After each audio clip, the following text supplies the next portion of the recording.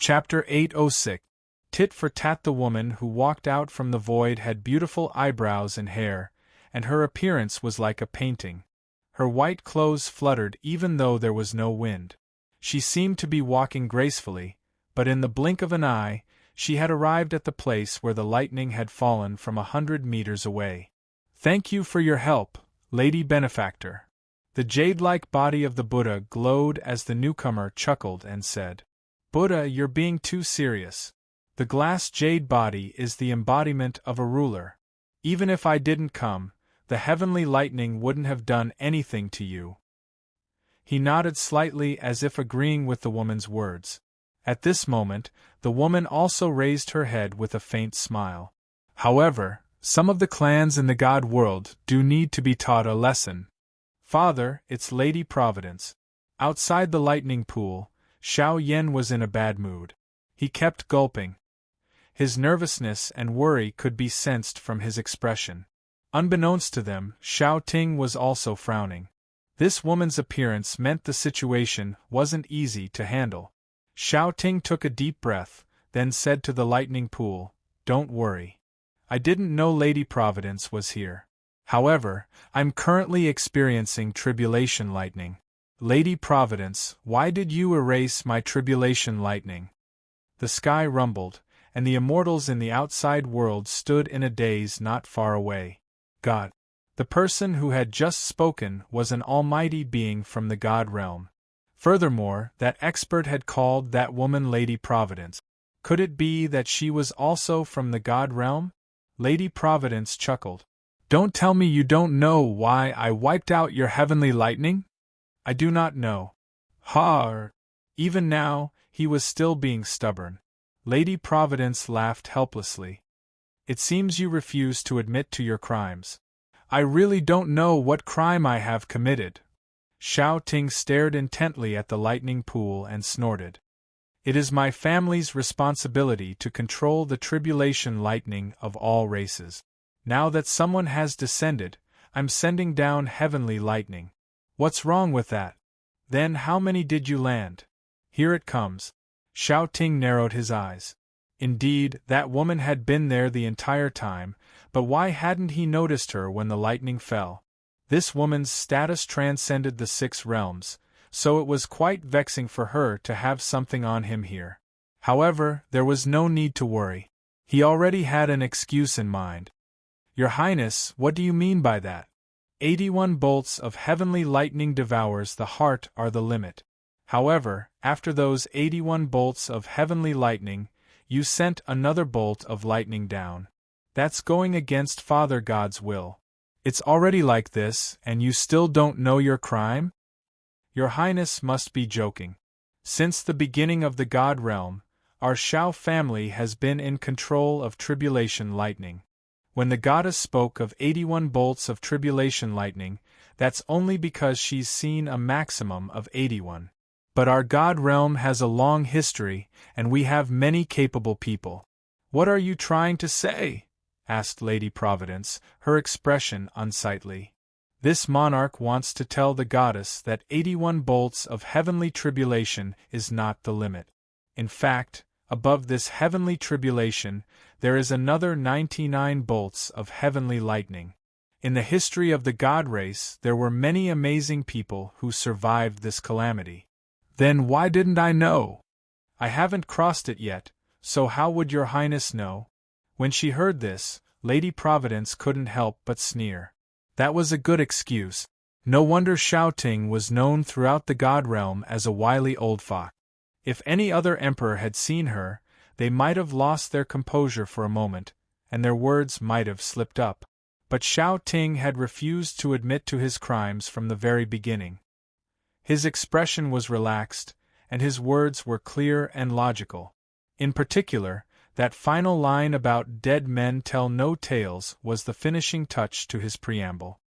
"Well said, dead men tell no tales," said Lady Providence. "Don't speak nonsense, Lady Providence. Since the beginning of the God realm, my family has been in control of tribulation lightning. I know far more than you do. Heavenly lightning is a secret of my family. Now that you want to convict me, I have no choice but to tell you.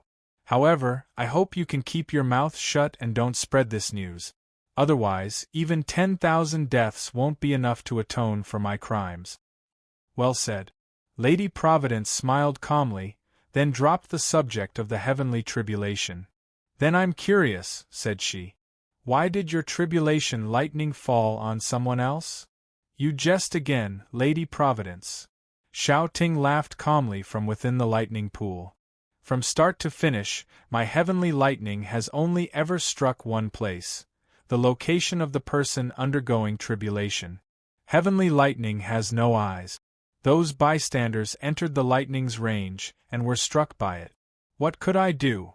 Heavenly lightning is meant to temper the body of the person undergoing divine bestowal. They rashly resisted it, but I haven't even blamed them." "Why are you blaming me?" "Is that so?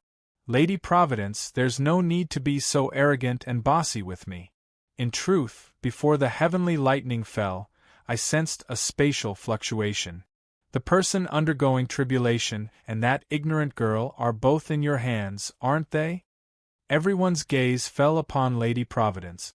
Among them, Su Lu-er's gaze was the most intense. "Ha!" Lady Providence's lips curled into a smile. She didn't deny it. She waved her right hand, and two figures appeared in the air. "Big sister." "Big brother Zichin." "Zichin." At practically the same time, the onlookers cried out in alarm. "You've noticed, but I've taken him away. Now that I've let him out, do you still want to send more lightning?" "I wouldn't dare," said Shao Ting calmly. "How could I dare overstep my authority and send lightning to someone you want to protect? Furthermore, this kid hasn't undergone tribulation yet, and his godhead has shattered. Even if he wakes up, he has no fate with the God realm. Since he can't step into the God realm, there's no need for me to pay attention to him." Lady Providence's brows furrowed. Yi Zichen's godhead had actually shattered? "Shao Ting." "Lady Providence, why did you call me?" Shao Ting's lips curved into a smile. "His godhead shattered can only mean that his will isn't strong enough. That has nothing to do with me. Also, you should be in the profound pavilion right now, so why have you appeared in the lower realms? What's more, why are you involved with a mortal? I'll report all of this to the God Emperor and have him decide." "Are you threatening me?" "I wouldn't dare. I serve the God Emperor wholeheartedly. Everything I see and hear naturally has to be reported to the God realm. Up to you." Lady Providence didn't bother with him any longer. Just now, she'd clearly sensed that Yi Zichen's aura had grown even more chaotic. She had to hurry up and treat his injuries. As for Shao Ting, she'd wait until she returned to the God realm to make trouble for him. It seemed like Shao Ting had always been modest and courteous, but from the way he addressed her, it was clear that he didn't take her seriously at all. "Then I'll take my leave." Just as Shao Ting was about to leave the lightning pool, Lady Providence suddenly spoke from the rear mountains. Chapter 807. "Come with me." Shao Ting was just about to leave the lightning pool when he frowned, but he still returned to his original position.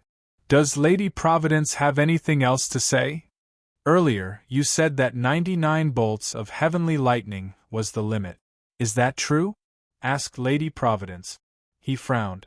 Shao Ting looked at Lady Providence's expression within the lightning pool. He wanted to see if he could find any clues from her expression. Why did she confirm this question again? Could it be that she discovered something? Yes. No matter what, he could only nod now.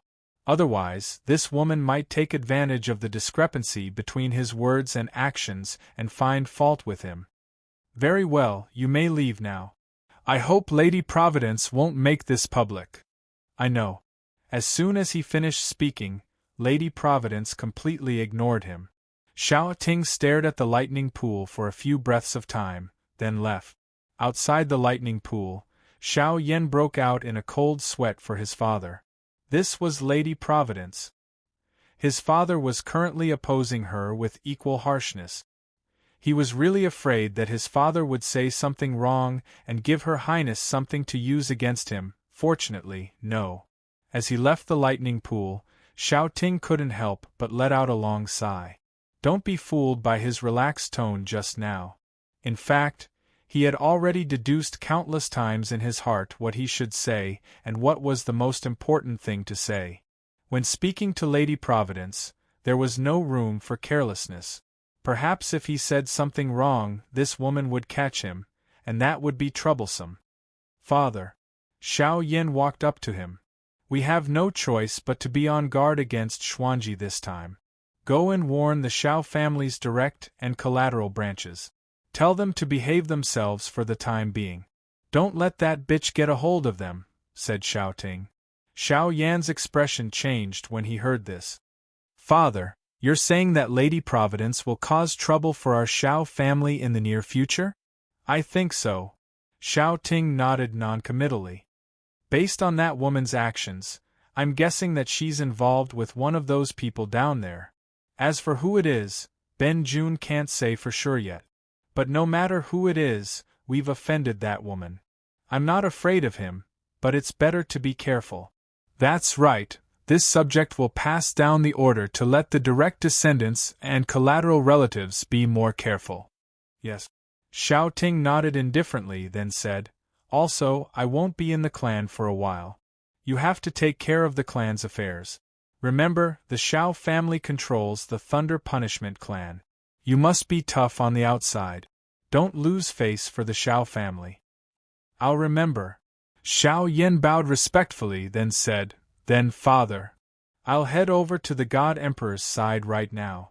Just now, I mentioned that I wanted to report that woman. His words and actions were as one, and he did as he said.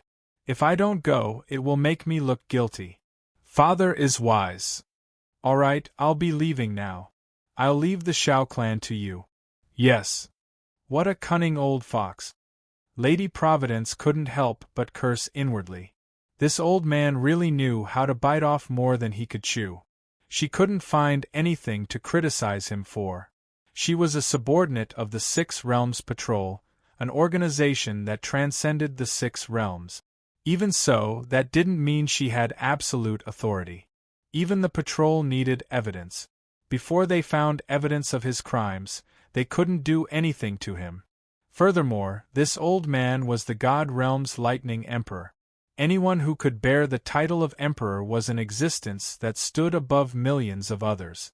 Even if the God Emperor wanted to deal with him, he'd have to show some sort of evidence. Furthermore, this old man's family controlled the Thunder Punishment clan. It seemed she needed to think things through carefully. Cough! At that moment, the pale-faced Yi Zichen coughed violently. Lady Providence also turned around and sighed. I almost forgot, she said. I still have to worry about this kid. She waved her right hand and pulled Yi Zichen and Su Yen away, then glanced to the side. When the surrounding immortals met her gaze, they couldn't help but lower their heads and bow. Who's in charge here? Senior, this junior is the head of this clan, said the one-armed Su Lu as she stepped forward. Arrange a place for me to stay. I'm going to treat these two's injuries. Senior, please come with me. When she heard this, Su Lu's face brimmed with undisguisable joy. She anxiously led the way in front of him. As she watched Lady Providence walk further and further away, Xia Kiki couldn't help but pout. She'd come here to find Big Brother Zichen, but it seemed she wouldn't be able to see him in the near future. I almost forgot something, said Su Lu. Lady Providence, who'd been following behind Su Lu, stopped. She turned her head and looked around. Does anyone want to come with me? Hm? Xia Kiki froze, then arched her brows. Can we come with you? Of course, said Lady Providence, nodding noncommittally. Big Sister Yume, we can go. Xia Kiki giggled, then dragged Xiao Yume forward. The Dragon Elder tried to follow, but Lady Providence frowned and scolded him. Wait. The Elder at the half-step Immortal King realm was unable to take another step forward. He glanced at Lady Providence, his heart filled with shock. Without any further hesitation, he returned to his original position. Big Sister, let's hurry up and leave? said Xia Kiki. HM? Lady Providence arched an eyebrow, then looked at Xia Kiki with a smile. Are you calling me big sister? That's right, could it be a little sister? That can't be, no matter how I look at it, you're a bit older than me. But I've always been the youngest in my family, even Susu. If I had a little sister, I'd be really happy. Xia Kiki smiled adorably. Xia Kiki smiled adorably. When the dragon elders outside heard their mistress's words, they broke out in a cold sweat in fright. However, Lady Providence couldn't help but shake her head with a smile. Then just call me big sister. Fine, so I'm still the youngest, muttered Xia Kiki. Lady Providence couldn't help but smile when she saw her adorable expression. This girl was as pure and innocent as a blank sheet of paper. Big sister, why aren't we leaving? Isn't big brother Zichen heavily injured? What if we miss the best time to treat him? When she saw that Lady Providence still hadn't moved, Xia Kiki couldn't help but speak up again. This time, neither Xiao Yumei nor Su Luer felt that she was talking too much. They were both worried about one person and desperately hoped that this expert could hurry up and treat their injuries. Lady Providence smiled, then reached out and tousled Xia Kiki's hair. No rush, not everyone's here yet. As soon as she finished speaking, she opened her mouth and laughed lightly. Is there no one else who wants to come with me? If that's the case, then I'll have to leave. With that, she turned around. When Su Luer saw this, she anxiously tried to lead the way, but just as she turned around.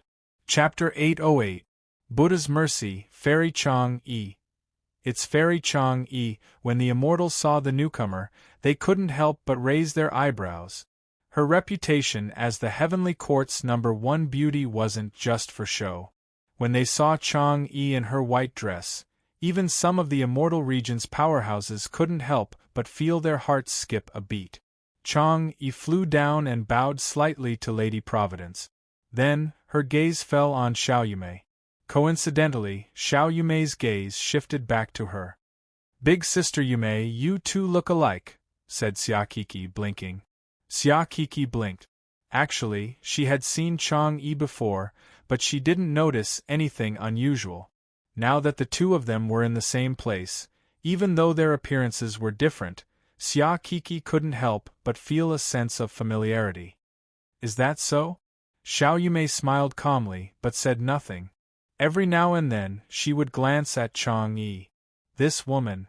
She didn't know why, but when she saw Chang-yi, she felt an indescribable throbbing in her heart. Little did she know, Chang-yi felt the same way. Senior, the people you've been waiting for have arrived. In that case, shouldn't we? Su Luer couldn't help but ask impatiently. Lady Providence's gaze swept over Xiao Yumei and Chang-yi a few times, then rested on a certain spot in the sky. After a while, she nodded, smiled, and said, I presume they've all arrived. I think most of them are here. Let's go. Careful observers could tell that Lady Providence had said, almost, rather than, absolutely. However, everyone's attention was focused on Yi Zichen and Su Yan, so no one paid attention to such details. I'll have to trouble you here, Buddha. Before they left, Lady Providence spoke once more. Amit Bao, leave it to me. Thank you, Buddha. As Su Luer left the mountain, not long after they left, a black-robed figure appeared in the clouds. When the figure removed the hood, it was revealed that it was a woman. The black-robed figure's expression was desolate, and she sighed softly from time to time. Your Excellency, it's getting late. We should leave, said the white-bearded elder with a warm smile. The white-bearded old man warmly smiled. The black-robed person nodded noncommittally. However, a long sigh was emitted from his mouth. Saintess, you are our clan's saintess, but you are not fated with this child in this life. I hope that you can put the country first and let go of your personal feelings in the mortal world. Not to mention that this child's godhead was already broken. He would never be able to step into the divine world's 8 desolate lands in this lifetime. But you don't need to worry, this kid should be able to keep his life. With Xian Ji personally taking action, there will be no danger to his life. The old man seemed to have seen through the holy maiden's thoughts, and couldn't help but comfort her. The holy maiden didn't respond to the old man's words. Instead, she stared intently at Lady Providence's departing figure. After a long time, "Let's go." From this low moan, one could more or less hear her reluctance. She suddenly turned her head and put the hat back on her head. He left quietly. She didn't know that a teardrop fell from the sky where she was just now. Only after Lady Providence left did the immortals feel the stifling pressure disappear. The Fushi of the immortal domain took a step forward and bowed to the Buddhist ancestor. "I already know what you're going to say." Without waiting for him to speak, the Buddhist ancestor indicated that there was no need to say more. Fushi knew full well how powerful the Buddhist ancestor was, so he said no more. He simply stood to the side and waited. "Come." His words came out of the blue, yet the zombie progenitors and Guli, whom Su-Lu had just beaten, appeared before his lotus throne. All of them were unconscious. The Buddhist ancestor glanced at the great strength Bodhisattva. The Bodhisattva understood his intentions. He walked up to them and patted their heads. "Demon!" Guli cried out in alarm. When he saw that Su-Lu was no longer with him, and that the Buddhist ancestor was standing before him, he hurriedly dropped to his knees. "Many thanks for saving my life, Buddhist ancestor." "It's no problem," said the Buddhist ancestor coolly. "Buddhist ancestor, you might not know this. Just now there was a demoness here. She was the one who injured me. Buddha is merciful. I hope you will punish that demoness severely. That demoness has succumbed to her inner demons, and has become bloodthirsty. If she remains in this world, she will definitely bring disaster to the human realm. I hope you demons will punish her severely." Guli began spewing a torrent of dirty water, but he had no idea that Su-Lu had long since asked the Buddhist ancestor to purge her of her inner demons. He slandered them as much as he could. If he succeeded, it would be good for him too. "I understand," said the Buddhist ancestor, still as calm as ever. Guli's mind spun. He was currently calculating something, then glanced at the zombie progenitors. Bang! He kowtowed. "Buddhist ancestor, please understand. I was indeed working with these zombie progenitors in the past. In truth, I didn't want to pay any attention to these filthy creatures, but they were too powerful for me to deal with. In order to preserve my life, I had no choice but to play along." The Buddhist domain was an extremely mysterious place. According to legend, the Buddhist ancestor was someone even the major powers of the God realm had to treat with respect. In front of such a powerful figure, he didn't dare cut ties with the zombie progenitors. That said, it was fine to slander him. "Buddhist ancestor, please understand. While I was playing along with these people, I didn't harm any living beings. From start to finish, they were the ones committing evil. All I could do was stay at home, pray to the Buddha, and wash away my sins."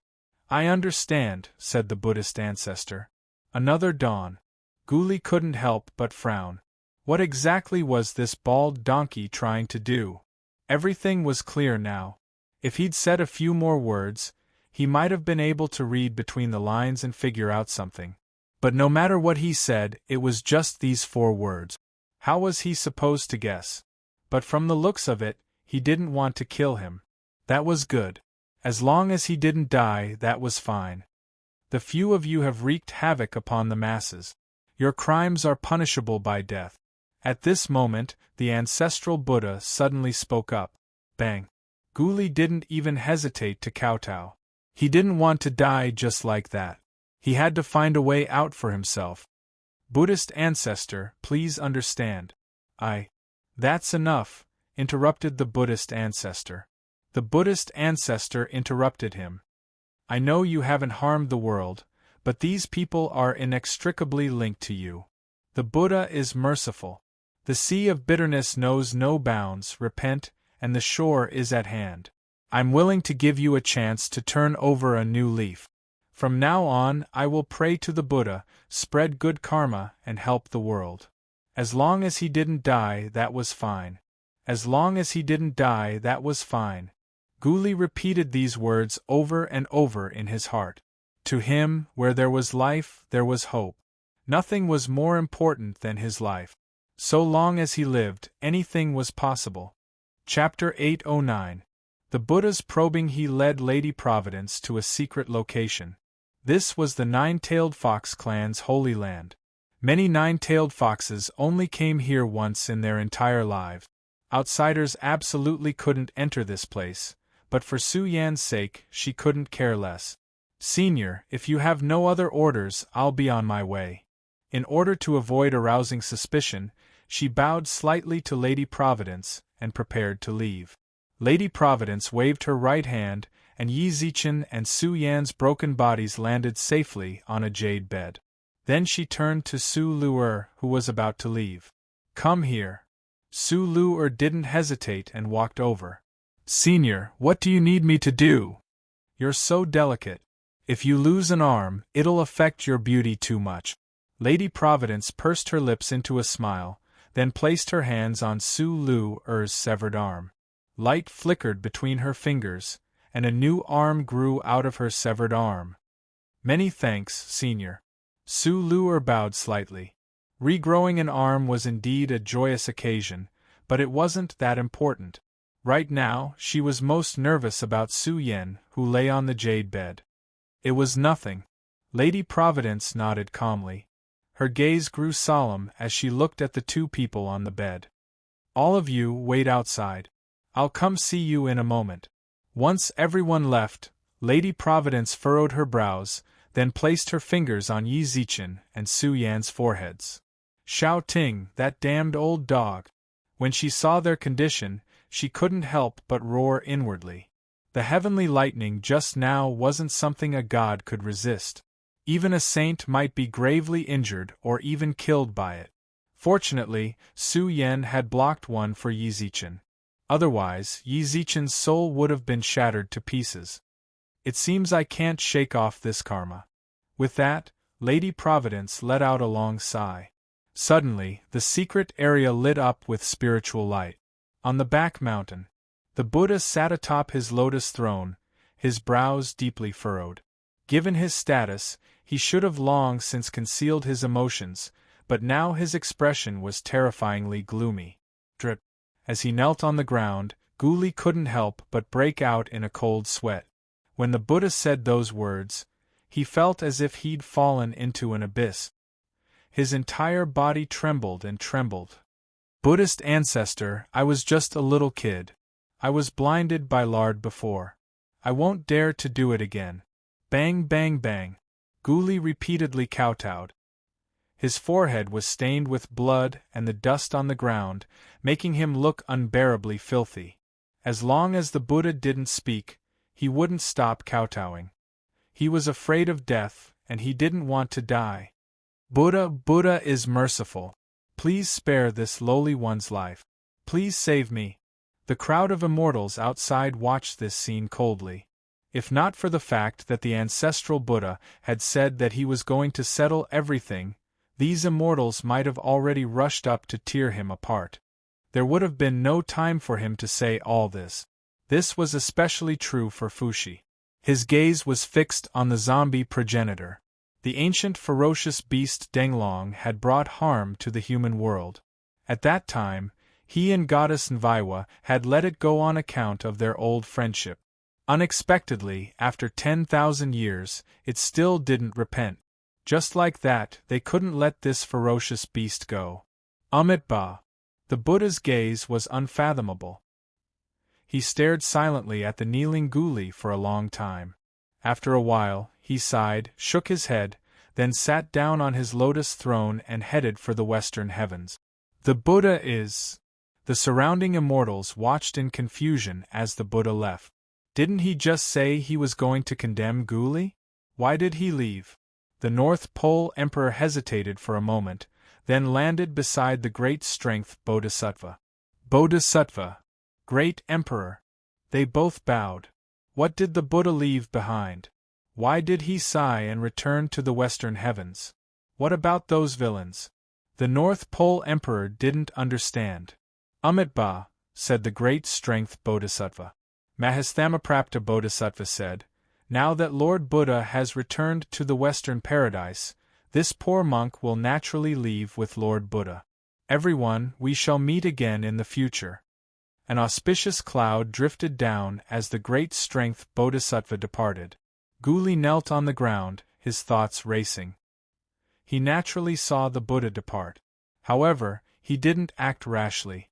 A nobody like him couldn't fathom the Buddha's thoughts. Perhaps the Buddha's departure was just to test him?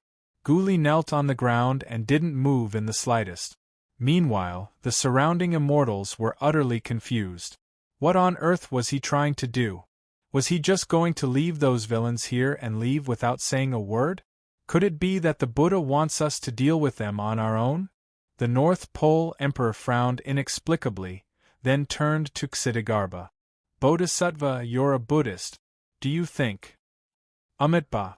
To everyone's surprise, Ksitigarbha merely chanted a few lines of Buddhist scripture, then left as well. The immortals were dumbfounded. This group of old monks was dumbfounded. Were they all just pretending to be mysterious and unfathomable? Fortunately, the North Pole Emperor was now the supreme ruler of the heavenly court. If it were the Jade Emperor from back then, he might have just fallen out with them and done things his way. Who cares if you're the Buddha or not? Brother Fushi, what do you think? It wasn't appropriate for the North Pole Emperor to focus on such a dire situation, so he leaned over to listen to Fushi's thoughts. The Buddha's departure left a mystery in our hearts. We can't say for sure what he's thinking, but these villains must be eliminated. But these few villains must be eliminated. According to my opinion. Fushi raised his saber to his neck. When the North Pole Emperor saw this, he couldn't help but nod. That's all we can do for now. What are they talking about? Guli knelt on the ground with his back to them, so he couldn't see their movements. All he could hear was their conversation. In truth, he was still confused. Was the Buddha testing him, or was he really going to hand him over to these immortals to deal with? He couldn't decide. Boom. At this moment, a chill that made his heart palpitate appeared on his back. Endure. Guli forcefully suppressed the urge to dodge. Right now, he was taking a gamble. He was betting that the Buddha would appear just as the attack was about to land. Furthermore, even if the Buddha didn't appear, this sort of attack wouldn't harm him in the slightest. When the time came, he'd confirm that the Buddha wasn't testing him. Then he could move freely. Even though he was injured, these immortals couldn't do anything to him. Closer. Closer and closer. The purple mist was about to land on his back, but at that moment, Amitabha. Golden light suddenly appeared in the void, and the purple light was also forcibly erased by this golden light. The Buddha. When they saw this, the North Pole Emperor and Fushi couldn't help but cry out in alarm. Hadn't that expert just returned to the Western paradise? Why was he here now? Guli's heart finally calmed down. He couldn't help but smile. Chapter 810. Cheung Yao Drama? Buddha, what is the meaning of this? The golden light of the Buddha erased his attack. It was obvious that he was trying to save the thief who was kneeling on the ground. He couldn't help but ask. The Fushi beside him was the same, and the rest of the immortals were even more puzzled. Why did Buddha want to save this thief? Amitabha. The Buddha continued to chant Buddhist scriptures atop his lotus throne. Then, he flicked his finger. Guli, who'd been kneeling on the ground, and the zombie progenitors lying by his side, landed beside his throne. Buddha is merciful. This child's heart is evil, but he has the intention to repent. I am willing to help him once. Buddhist ancestor, this brat is extremely cunning. You mustn't believe him, Emperor Ziwei warned with a frown. There's no need to say anything else. I've already made up my mind. The Buddha's answer left no room for doubt. The North Pole Emperor sighed hatefully, then heard Fushi say, I wonder if the Buddha would leave the vicious beast for me. Since ancient times, Denglong has been a menace to the human world. Now, it stirred up even more unrest in the beast region. Millions of spiritual beasts have been harmed by it. Is the Buddha really going to redeem such a great sin? Yes. The ancestral Buddha replied with an unquestionable tone. Buddha, Mother Nyuwa said with a frown. The Buddhist ancestor glanced at them indifferently and said, All of you disperse. I will bring these people back to the Western paradise to chant sutras for 30 years to cleanse their sins. Only saints can err. The sea of bitterness knows no bounds. Repent and you will be saved. Since they have the heart to repent, I will naturally help them.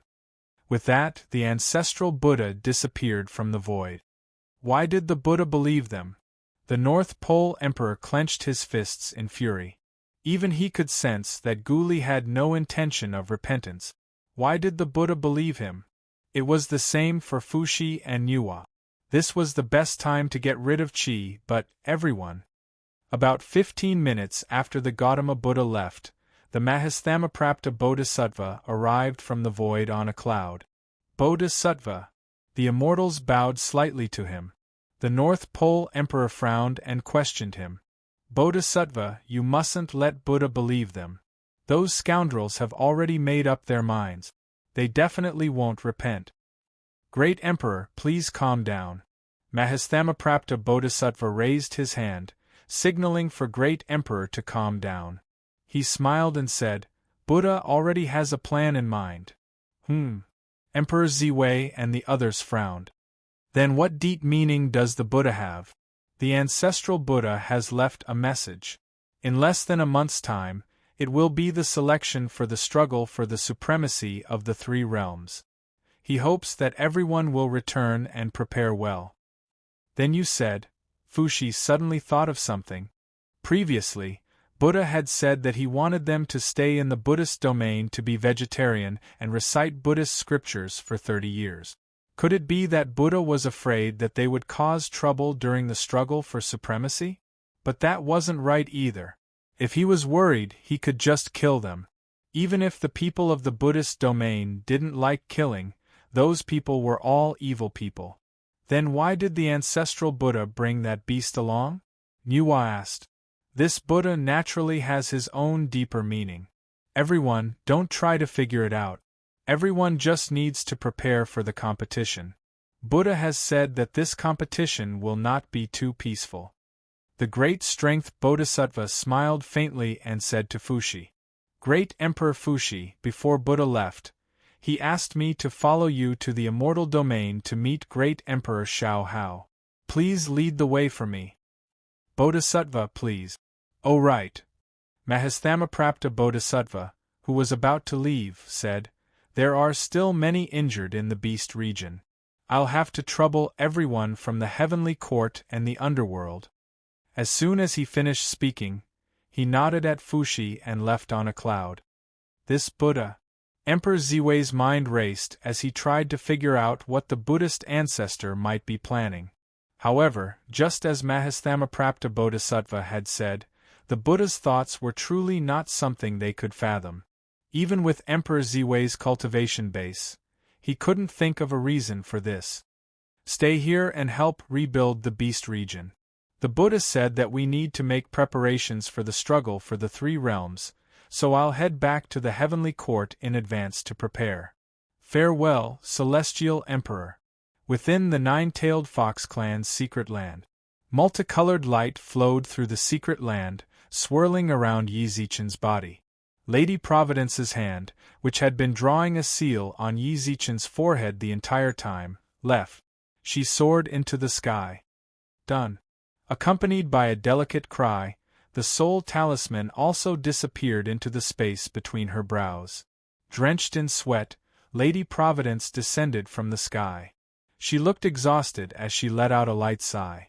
At that moment, Su Yan's complexion was already rosy. However, if one paid close attention, they would notice that her breathing and Yi Zichen's were completely natural. Spiritual energy continuously flowed around them, as if they were forming a yin and yang spiritual formation.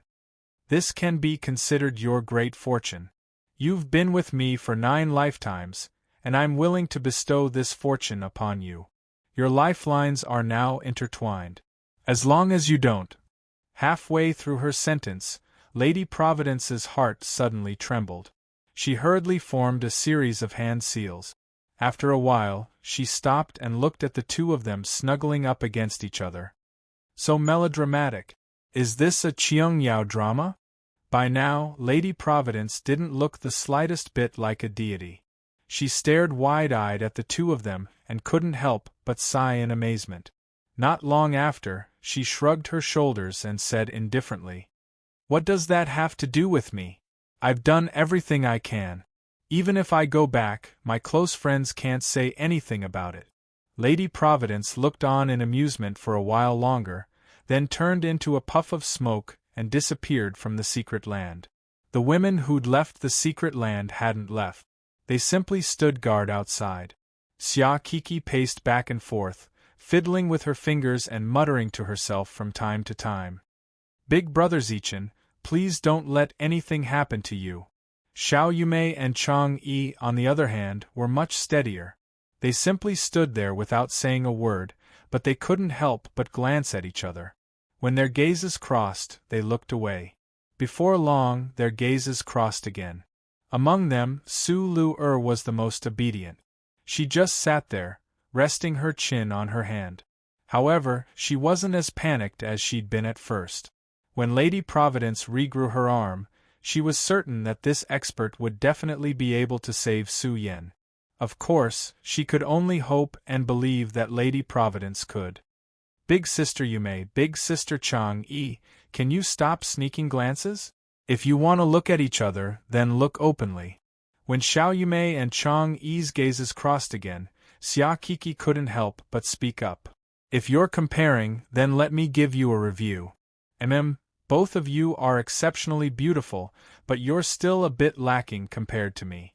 Xia Kiki tilted her delicate chin up proudly. Xiao Yumei and Chang Yi couldn't help but smile. "But why do you two look so alike?" Xia Kiki muttered. "Keek's right. You two really do look alike. Not only do you look alike, but your auras are also somewhat different, but you two give off a very similar feeling." Su Lu couldn't help but shake her head. "That's really strange." At that moment, a soft laugh rang out from the entrance of the secret land. Chapter 811. Gift of Treasure Senior. Big Sister. Big Sister. The people outside the hidden land practically all rushed forward to greet her. Lady Providence was still dressed in her plain dress. Her exhaustion had vanished, replaced by a calm smile. "I wonder how the people inside are doing?" "They should be fine," said Lady Providence with a smile. "In a few days they'll wake up," said Lady Providence. "Senior, I'll never forget your kindness." Su Lu knelt to the ground. She'd never knelt to anyone before in her life. But this time, Lady Providence had saved Su Yan's life, so she had to pay her respects. "What are you doing?" said Lady Providence as he floated up from the ground. "I haven't introduced myself to you yet. My name is Providence. The people of the God realm call me Lady Providence. You can do the same. It's a little uncomfortable to keep calling me Senior." With that, Lady Providence turned to Su Lu and smiled. "Actually, I haven't cultivated for as long as you. It's really strange for you to call me Senior." When Su Lu heard this, she froze, but she felt even more ashamed than before. Not as long as her? But this Lady Providence had already ascended to the God realm. Based on her words, she was definitely a major power there. But she... You don't need to think too much about it. My situation is rather special. Even in the God realm, I'm an anomaly among anomalies. In truth, your talent isn't bad. It's just that the karma of the mortal world is too much, preventing you from ascending. If I'm not mistaken, you've actually been suppressing your cultivation because you're worried that no one will take care of your clan after you ascend. Lady Providence smiled calmly. Lady Providence is wise, admitted Su Lu. The Nine-Tailed Fox clan is different from the other peak-level clans. Our current prosperity is entirely because of me. Although there are a few people in the clan who are strong enough to be clan head, their temperaments aren't strong enough. Second Sister's temperament is exquisite, but her strength is lacking. All I can do is stay here and wait for second sister to grow up. Then I'll think about other things. The way I see it, even if someone can inherit the throne, you definitely won't go to the God realm." As soon as he said that, the others were stunned. It could not be said that ascending to the God realm was the common wish of all the immortals in the lower realm, but it was the wish of 99% of them. Take Yi Zichen, for example. It wasn't the first time he'd agonized over how to ascend. Lady Providence actually said that even if Su Luer could ascend, she wouldn't? Yes. To his surprise, Su Luer nodded with a dark expression. "The God realm and I are irreconcilable enemies. Even if I ascend, I will not let the God realm have peace." "It seems like your hatred for the God realm is really deep." Lady Providence smiled calmly. "However, I must tell you that the root of your hatred comes from the heavenly lightning. Furthermore, the lightning didn't come from the God world. Instead, it came from one of the clans in the God world. If you wanted to cause trouble, you could cause trouble for that clan. Who knows, I might even be able to give you some help." "What family?" "The Shao family of the divine world." A sharp light flashed through Lady Providence's eyes. Ever since the God realm was born, the Shao family of the God realm has controlled the tribulation lightning of all the clans in the 6 realms. They are one of the most prosperous clans in the God realm. Their clan is filled with outstanding talents. Even the God Emperor has to give them face. The Shao family. Su Luer's expression instantly darkened. Despite herself, the images of the heavenly lightning flashed through her mind. "You don't need to worry too much about it right now," said Lady Providence. "In your current state, you're like an ant trying to shake a tree. Any direct descendant of their clan can suppress you. In the end, you're still too weak," said Lady Providence. Then turned her gaze back to Xiao Yumei and Chang Yi. "That's why I asked you two to come with me." Xiao Yumei and Chang Yi looked at each other, their eyes filled with indescribable confusion. Xia Kiki, who'd been silent all this time, blinked and fiddled with her fingers. "The Shao family, Xiao Yumei. Is Big Sister Yumei related to the Shao family?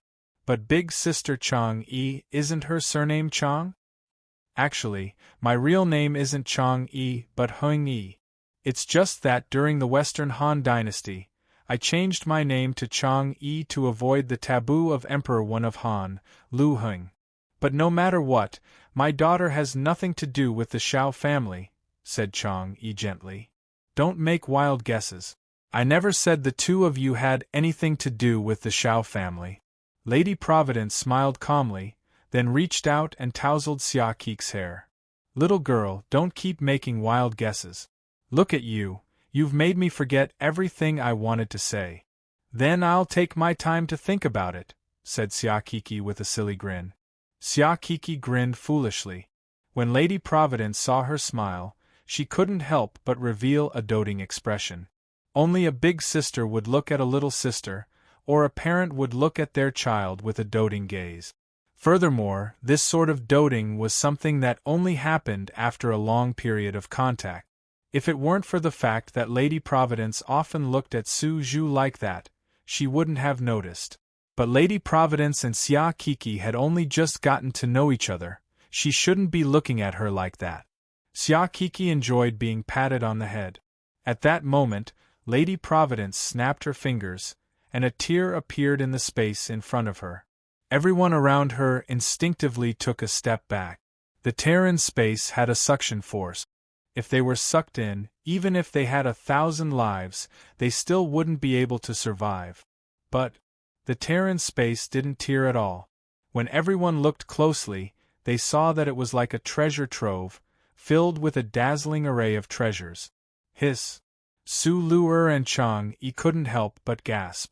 Compared to the treasures of the 9-tailed fox clan or the heavenly court. No, they couldn't compare at all.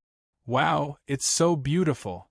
Xia Kiki giggled and clapped her hands, her eyes shining. The dragon clan loved to collect rare and precious treasures the most. Among them, they were especially fond of gems and gold. The treasures in the tear were enough to make one's heart tremble. Gems were piled into mountains. "I really like you, little girl, so I'll give you a treasure here," said Lady Providence with a smile. "These are all the rare treasures I've collected over the years. There's no lack of divine artifacts on the God Realm's ranking. As for what you choose, it'll depend on your luck." To tell the truth, even Su Lu was a bit envious. Given her experience, she'd already seen quite a few treasures that could allow her to dominate the 3 lower realms.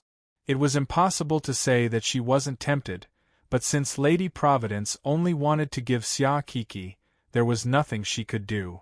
Just as Su Lu was hoping that Xia Kiki would get a treasure, she turned to look at her. She clutched a gem in her hand, her eyes shining. Chapter 8:12. Regaining her godhead, sparkling. It was just as Su Lu thought. When Lady Providence sent Xia Kiki to choose her treasures, her eyes were already filled to the brim with gems. Her small hands were holding on to the gem, looking at it for a while and then looking at it for a while. She was at a loss. Just what kind of stone should she choose? She really wanted all of them. She's really hopeless. Su Lu couldn't help but facepalm as she looked at Xia Kiki, who'd ignored all the treasures. There were clearly so many treasures brimming with spiritual energy right next to the gems, but why didn't she see them? But what was even stranger was Lady Providence. Whether it was her sudden appearance or her sudden gifting of Xia Kiki a spiritual treasure, it was all very strange. She found all of this very strange. The adorable Xia Kiki was naturally very likable. She was also happy to see that Xia Kiki might have the fortune to win this senior's favor. But this love had come too inexplicably. From start to finish, they'd only exchanged a few words. Buzz. At that moment, a ripple appeared in the hidden land. The people standing outside glanced at the secret area, then turned to look at Lady Providence. "I'm going in to take a look." Lady Providence transformed into a wisp of green smoke and disappeared from the secret area. As for Xia Kiki, she was naturally still immersed in the sea of gems, unable to extricate herself. Su Lu had originally wanted to remind her to choose a few treasures. Even if the dragon race's foundations were deep, she was confident that Lady Providence's was no weaker. But just as she was about to speak, "Don't interfere with her choices. Let her choose for herself." Lady Providence's transmission appeared in her sea of consciousness. Su Lu shut her mouth. Her gaze fell upon Xia Kiki's bright eyes. Just what was so special about this girl that this senior cared so much about? Buzz. The ripples in the hidden land never stop. When Lady Providence reached the jade bed, she saw that they were coming from Yi Zichen's body. Waves of energy rippled outwards unceasingly. She gently probed the space between his eyebrows, but a wave of energy instantly repelled her hand. "HM?" Lady Providence furrowed her brows, then pressed down on Yi Zichen's forehead.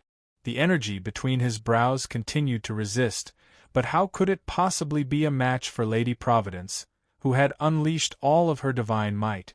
A strand of divine power flowed through his forehead and into his sea of consciousness. Only then did Lady Providence discover that there was a ball of light in Yi Zichen's sea of consciousness. It seemed to be nurturing something. Inexplicably, Lady Providence's lips curved into a smile, and she removed her hand from his forehead. As expected, she chuckled, then nodded in satisfaction at Yi Zichen, who was lying on the bed. What was being nurtured was godhood. Shao Ting's heavenly tribulation lightning shattered Yi Zichen's godhead to pieces. The destruction of his godhead injured Yi Zichen's soul, causing him to fall unconscious. However, since a godhead was born, it was inextricably linked to the original body. Right now, Yi Zichen's sea of consciousness was giving birth to that godhead. Su Yan stood by his side. When Yi Zichen formed his godhead, he released his divine power. She could be said to have benefited the most. Since her lifeline was connected, her strength had risen along with it. She'd already reached the half-step Immortal King level. Before long, it wouldn't be long before she'd absorb light into her body and become an Immortal King. However, she still felt like she was a bit lacking. Lady Providence stood by their side and frowned.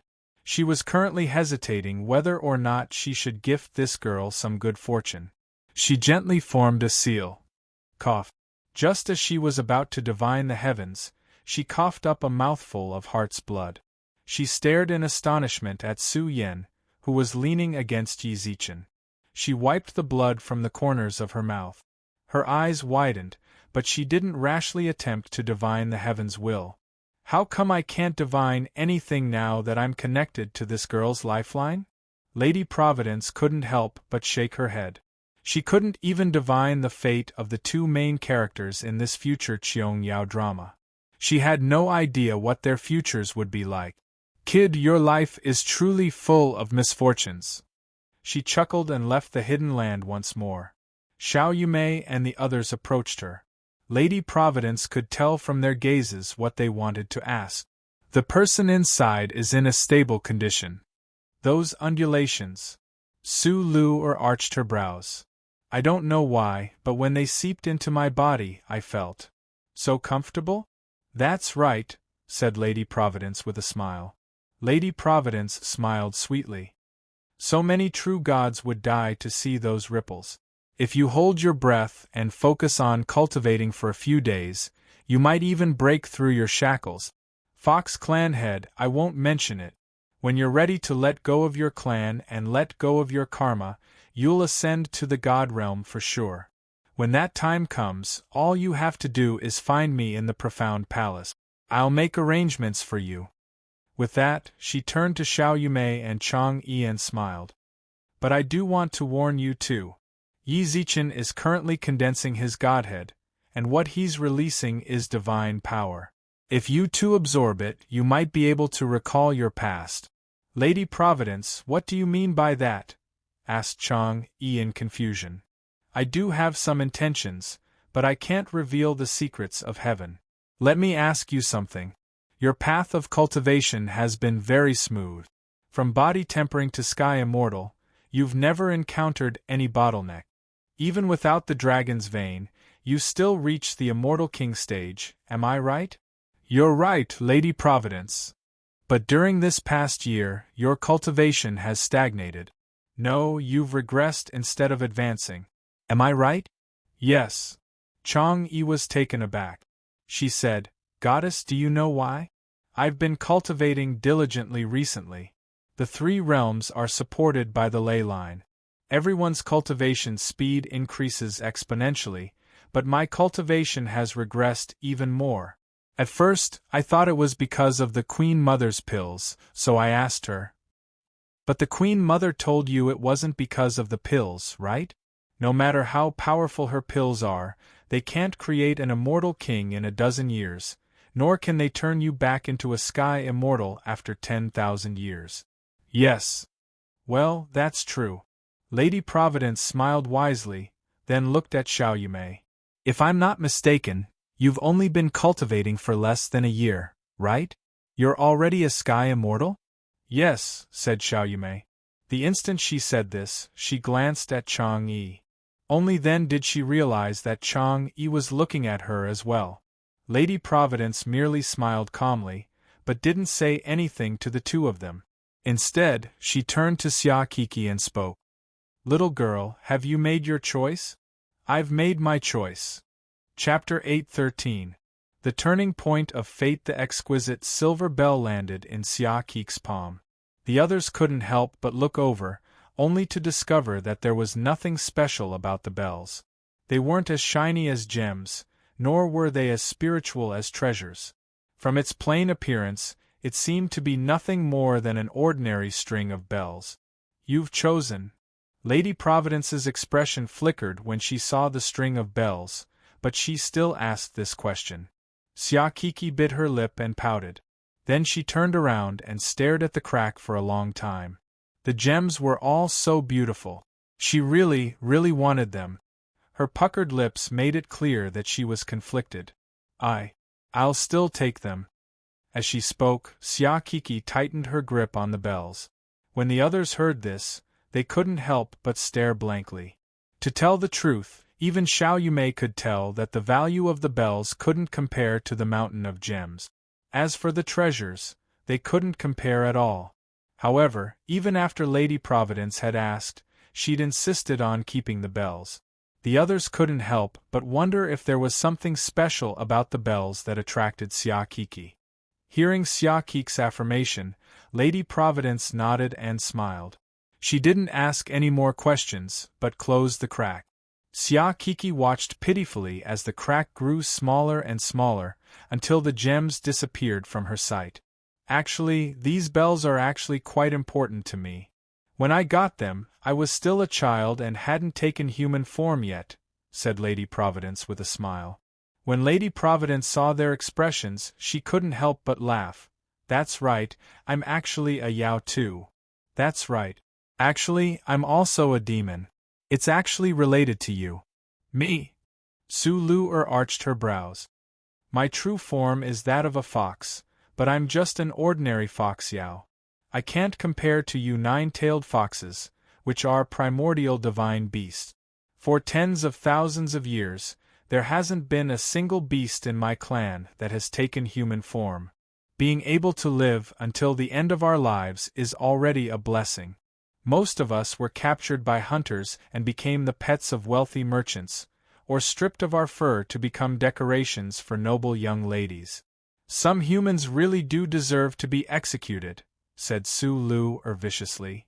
The weak are prey to the strong. There's nothing to be resentful about. At that time our race was weak. Not to mention, our race couldn't even be considered a demon race. At most, we were wild beasts. Our fate was to be bullied and humiliated by mortals. As she spoke, Lady Providence's expression was calm and tranquil. Wild beasts eat man, and man eats wild beasts. The cycle of the heavenly Tao was normal. Take your nine-tailed fox clan for example. Don't tell me you're vegetarian every day? Wild beasts and demonic beasts are separated by a single word, but the difference is 10,000 miles. Demonic beasts and spirit beasts differed by just one word, but they were also thousands of miles apart. Some races were born to be hunted, cooked, and played by humans or demons. This was their fate. But I don't believe in fate. When Lady Providence said those last words, her body involuntarily emanated a majestic aura. She was no longer the weak fox demon from back then. She was the supervisor of the 6 Realms Inspection Division. She had the power to decide the life and death of billions of people. She was supreme, and because of her existence, her race lived well in the God realm. Even if they were the most ordinary of fox demons, they would still have to be courteous to her clansmen in the God realm. Because she was the God realm's Lady Providence. She was the God Emperor's favorite. Whether it was the God realm, the Yao realm, or the demon realm, all of them had to treat her with caution. Her appearance had elevated her once weak race. Her race was no longer an ordinary race of demonic beasts, but a race of holy beasts. In the Yao realm, they had a transcendent status. They were practically on par with the primordial holy beasts. However, I actually have to rely on a benefactor to be able to achieve what I have today. If it weren't for my mediocre fox body, even if I didn't believe in fate, I'd still be nothing more than a joke. And that expert is the owner of this string of bells. It was also her appearance that changed my originally mediocre life. Lady Providence gazed at the bells in Xia Kiki's hands, her expression one of nostalgia. Back then, in order to escape the humans' pursuit. Russell. Where did that little fox run off to? Everyone, look carefully. This little bastard bit our princess. If you let that little fox get away, you'll all be waiting for your heads to fall off. A piercing cry rang out from the forest. Dozens of green-robed bailiffs with arrow baskets on their backs carefully paced through the forest, their eyes constantly scanning their surroundings. They were chasing a fox, and the princess had specifically asked for that fox. Their princess was deeply loved by the emperor, but her temperament was rather tyrannical. If they let the fox get away, it might really be just as the maidservant had said. They'd all be separated from their heads. For the sake of their lives, they had to search for the little fox with all their might. At this time, in the bushes between the trees, A little fox that was about 30 centimeters long was shivering and hiding inside. Its snow-white fur was stained with blood, and its red eyes flickered with terror. Its tiny body was covered by the weeds as it trembled. It was terrified. In the past, many of its uncles and aunts had been captured by these people. The elders of its clan had told it to run if it saw people dressed like this.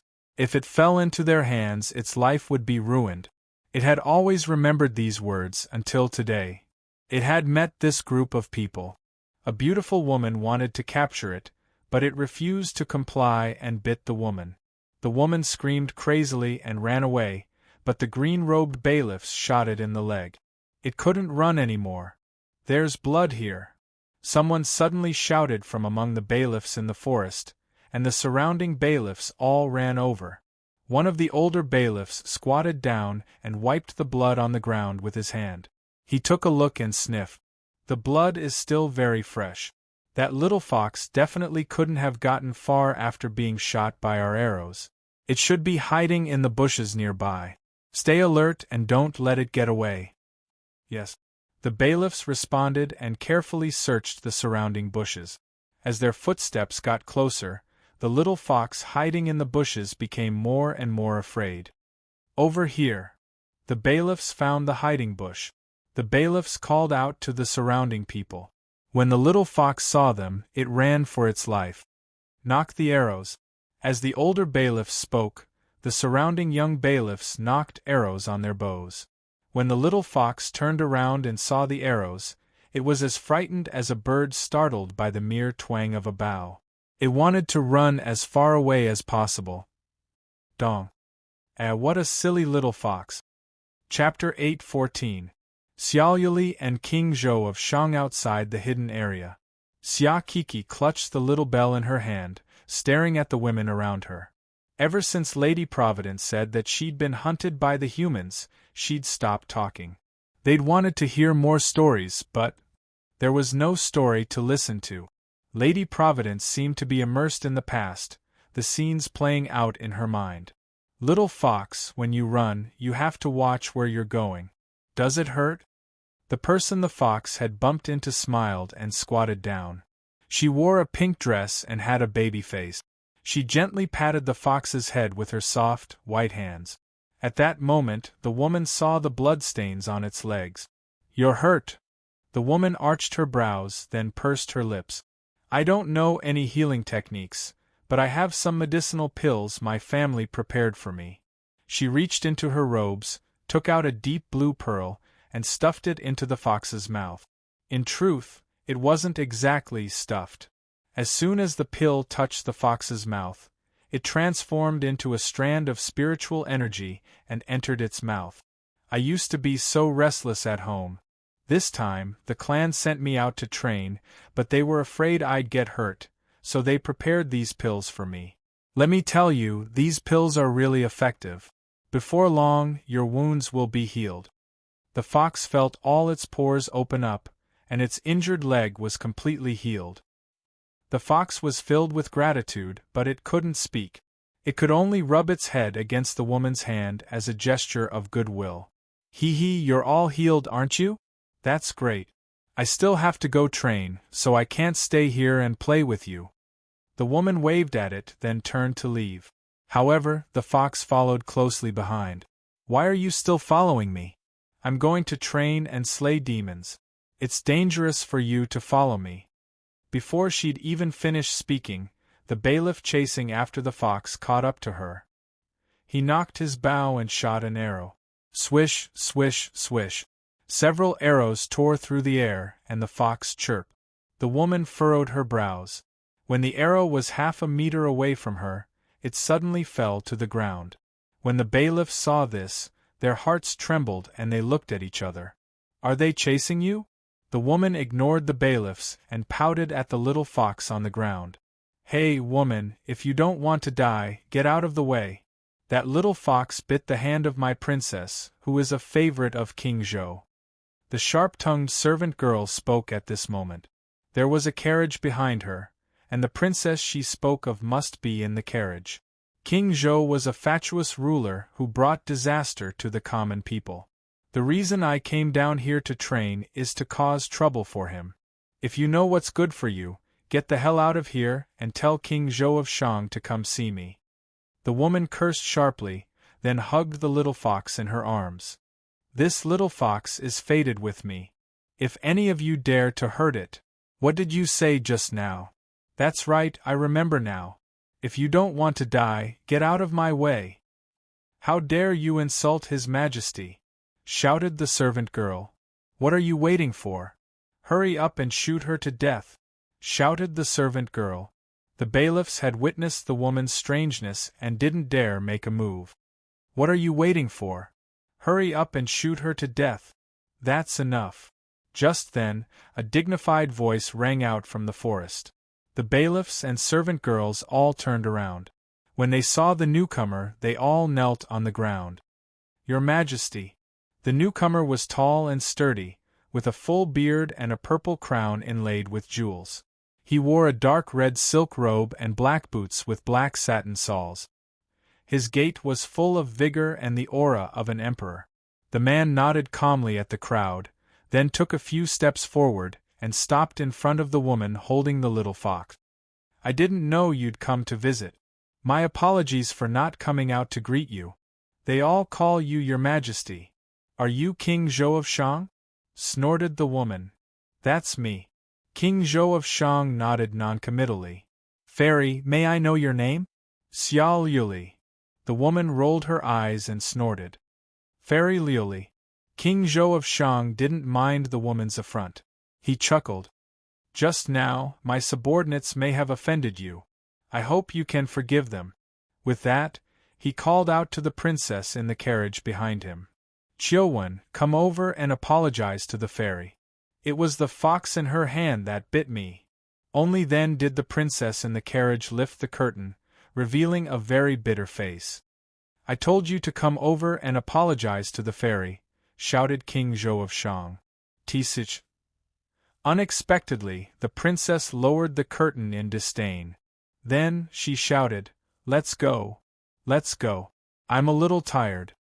The carriage left as soon as she finished speaking, completely ignoring King Zhou of Shang who was standing in front of it. Before long, only King Zhou of Shang and his eunuch were left in the forest, as well as Xiao Yuli and the little fox in her arms. King Zhou of Shang's expression was somewhat unsightly. After a long while, he composed himself and smiled apologetically at Xiao Yuli. "I've made a fool of myself." From start to finish, King Zhou of Shang had been humble and courteous, completely at odds with the rumors of him being muddle-headed and tyrannical. Xiao Yuli looked at King Zhou of Shang in bewilderment. She couldn't help but ask, "You're not like the rumors. What do they think of me?" "They're most likely muddle-headed and tyrannical, tormenting the masses." King Zhou of Shang's face was filled with bitterness and sorrow. "Yes," said Xiao Yuli. "Rumors spread, coupled with the ignorance of the common people, so this is my image. But they have no idea what I've been through. But they can't be blamed. During my reign, the people have suffered, and calamities have plagued me. They don't know who to blame, but they blame me. That's understandable. I'm willing to bear this infamy, but the Shang dynasty will be destroyed in my hands. Time and fate." King Zhou of Shang's expression was sorrowful. The eunuch by his side was agitated when he saw this. "Your Majesty, this isn't your fault at all. The court is in chaos, and the ministers have formed their own cliques.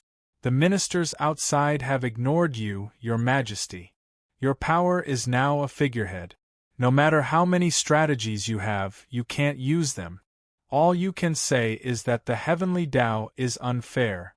Forget it." King Zhou of Shang let out a long sigh, his eyes filled with the vicissitudes of life. He cupped his hands at Xiao Yuli, then silently left. Standing behind him, Xiao Yuli frowned and called out to him. Chapter 8:15. Chapter 8:15. The origin of the bell. The sun and moon changed, and spring passed and autumn came. In the blink of an eye, more than 3 years had passed. Within a beautiful courtyard, Xiao Yuli sat in front of a stone table in a purple dress. She rested her chin on her hand and looked at the pleasant scenery, but her expression was tinged with worry. Big sister, I've transformed. A tender chuckle suddenly rang out in the courtyard. Xiaoyuli raised her head and saw a budding young lady running over barefoot. She was also wearing a purple dress. The girl's face brimmed with undisguisable joy, and Xiaoyuli also smiled. The little fox has finally transformed. This girl was the little fox that Xiaoyuli had saved back then, and she'd been by her side for the past 3 years. Given her talent, transforming into a human would have been as difficult as ascending to the heavens, but with the first daughter of the dragon clan's pills and cultivation methods, she'd been able to take this step. I kowtow and thanks for giving me a new lease of life, big sister. The girl suddenly knelt on the ground and bowed deeply. Xiaoyuli smiled and helped her up, then reached out to rub her head. This is your good fortune. It doesn't have much to do with me. No, if it weren't for you, big sister, I might have already become a pet of those rich merchants. The girl shook her head. She was grateful. If Xiaoyuli hadn't appeared that day, she wouldn't even dare think about her future. Xiaoyuli smiled but said nothing. The little fox sat by her side and blinked. Seeing the worry on her face, she couldn't help but speak. Big sister, is there something on your mind? Yes. 3 years in the mortal world had made Xiaoyuli much more reserved. In the little fox's impression, ever since she'd come to King Zhou of Shang's palace, her smile had become more and more infrequent. Big sister, are you worried about King Zhou? Yes. Xiaoyuli nodded noncommittally. For the past 3 years, she'd adhered to her original plan and secretly observed King Zhou, who was rumored to be muddle-headed and tyrannical, to see what he was up to. But as time went on, she discovered he wasn't as muddle-headed and tyrannical as the outside world said. He had the talent to rule the country and great ambitions. Unfortunately, the imperial court was filled with various factions and sycophantic officials. He had fists and legs, but he couldn't use them. In the past few years, King Zhou of Shang had come to her house more than once to pour out his grievances. She learned more and more about King Zhou of Shang's difficulties. Gradually, he became disheartened. Alcohol addiction, muddle-headed. All the state affairs were handed over to the state preceptor to handle, and his temperament also became depraved. As she thought of all of this, Xiaoyuli's face became haggard. She wanted to help him change everything, but she didn't know where to start. Sister. The little fox murmured softly. Then, her small eyes rolled around twice before she smiled and said, Elder sister, think of a name for me. How about I follow elder sister's surname, Xia? That's right. I haven't given you a name yet. Xiaoyuli pursed her lips and smiled. She rested her chin on her hand and looked at the little fox. You don't need to have the same surname as me. What is your clan's ancestral surname? Oh. The girl tapped her pink lips with her finger. I seem to have heard from the elders in the clan that our ancestor's surname is Xian. Xian? Xiaoyuli narrowed her eyes. Then you'll be called Xianji. Xianji, can see through the mysteries of the heavens. I think that's a good name. All right, then I'll listen to elder sister, the girl giggled. Tap tap tap. Footsteps appeared outside the courtyard. Before long, Xiaoyuli saw a woman with a graceful figure and an enchanting expression appear in her courtyard. Lady Daji. Xiaoyuli bowed slightly towards her. The woman reached out and lifted her up. You and I can just call each other sisters. There's no need for such formalities. Then why did elder sister come here? I'm here to tell you to leave the palace as soon as possible, Daji said impatiently. King Wu of Zhou's men have already fought their way to the capital. King Zhou told me to tell you to leave this place as soon as possible. Then King Zhou and elder sister, King Zhou doesn't want to run either. He's decided that his destiny will end here. As for me, I naturally have to stay by his side. Daji didn't hesitate when she said this. She even smiled faintly. I've decided on my king, and I'll follow him for the rest of my life. Even if he has to die, I will die with him. Xiaoyuli's expression froze, but Daji grabbed her hand at this moment. I know that my younger sister is also interested in the king, and so is the king. But do you know why the king has never given you a title? He knows that his destiny is approaching and does not want to hold you back. You should hurry up and leave with your sister. If you delay any longer, it might be too late. Big sister. Xianji walked over. Xiaoyuli glanced at Xianji, then bit her lip and spoke to Daji. Then, I'll take my leave. Yes. Daji chuckled. She reached out and grabbed Xianji's arm, then transformed into a golden dragon and roared into the palace. Emperor Zhou, who was sitting in front of the palace, revealed a faint smile as he looked at the golden dragon in the sky. Shortly after, his face darkened again as he held onto the dragon throne and looked ahead like a tiger. The golden dragon landed in front of the wooden house. The courtyard was surrounded by green bamboo. Xianji blinked as she looked around and couldn't help but raise her brows. Sister, isn't this what happened back then? That's right. In fact, I've always lived here, Xiaoyuli answered with a smile. Xiaoyuli replied with a smile. Then, she removed a string of silver bells from her wrist and placed them on Xianji's arm. In the future, you'll live here. The surrounding area is rich in resources, so you shouldn't lack for food. I've worn these bells since I was born. They contain my draconic chi and might. You have to wear them at all times. That way, no Ya will dare attack you. The draconic chi will also change your constitution. Xiaoyuli warned her carefully, as if she were making funeral arrangements. Xianji furrowed her brows and reached out to grab Xiaoyuli's arm. Sister, are you going to leave?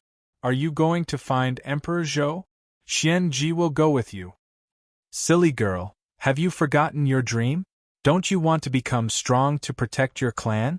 Now that you're human, my draconic chi will strengthen your constitution. As long as you don't get greedy and advance prematurely, becoming an immortal will be easy. When that time comes, no one will dare bully your clan. Do you understand?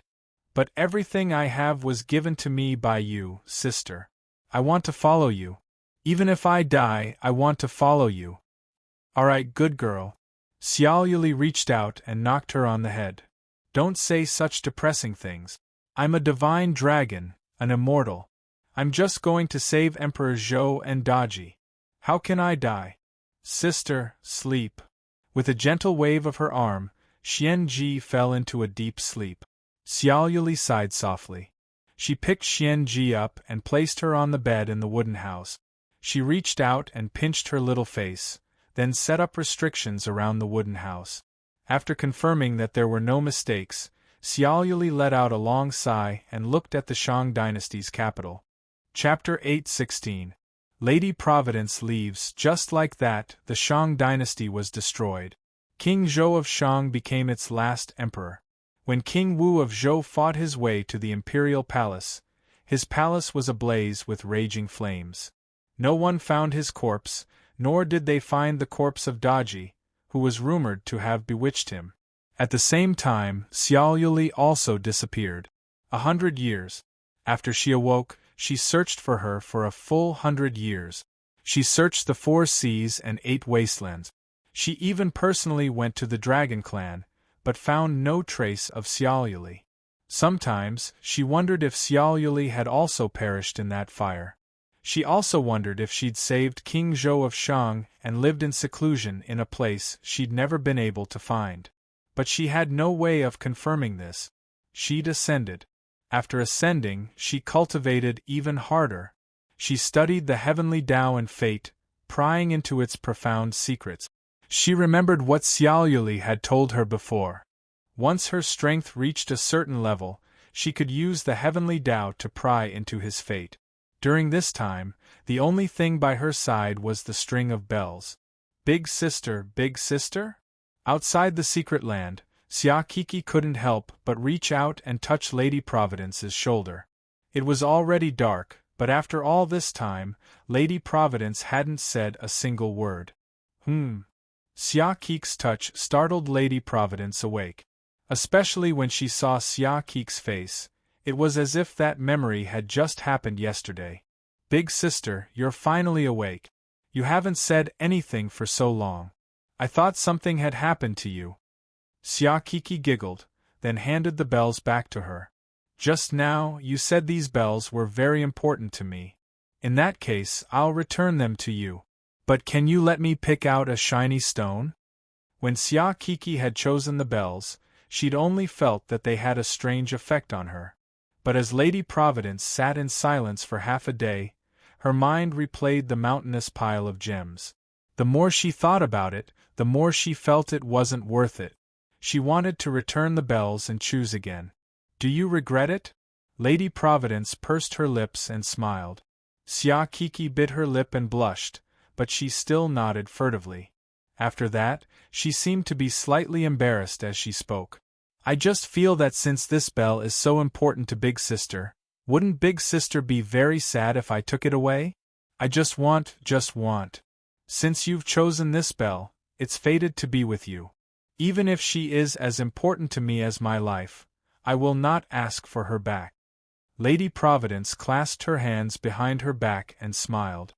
From now on, you are the owner of this bell. All right.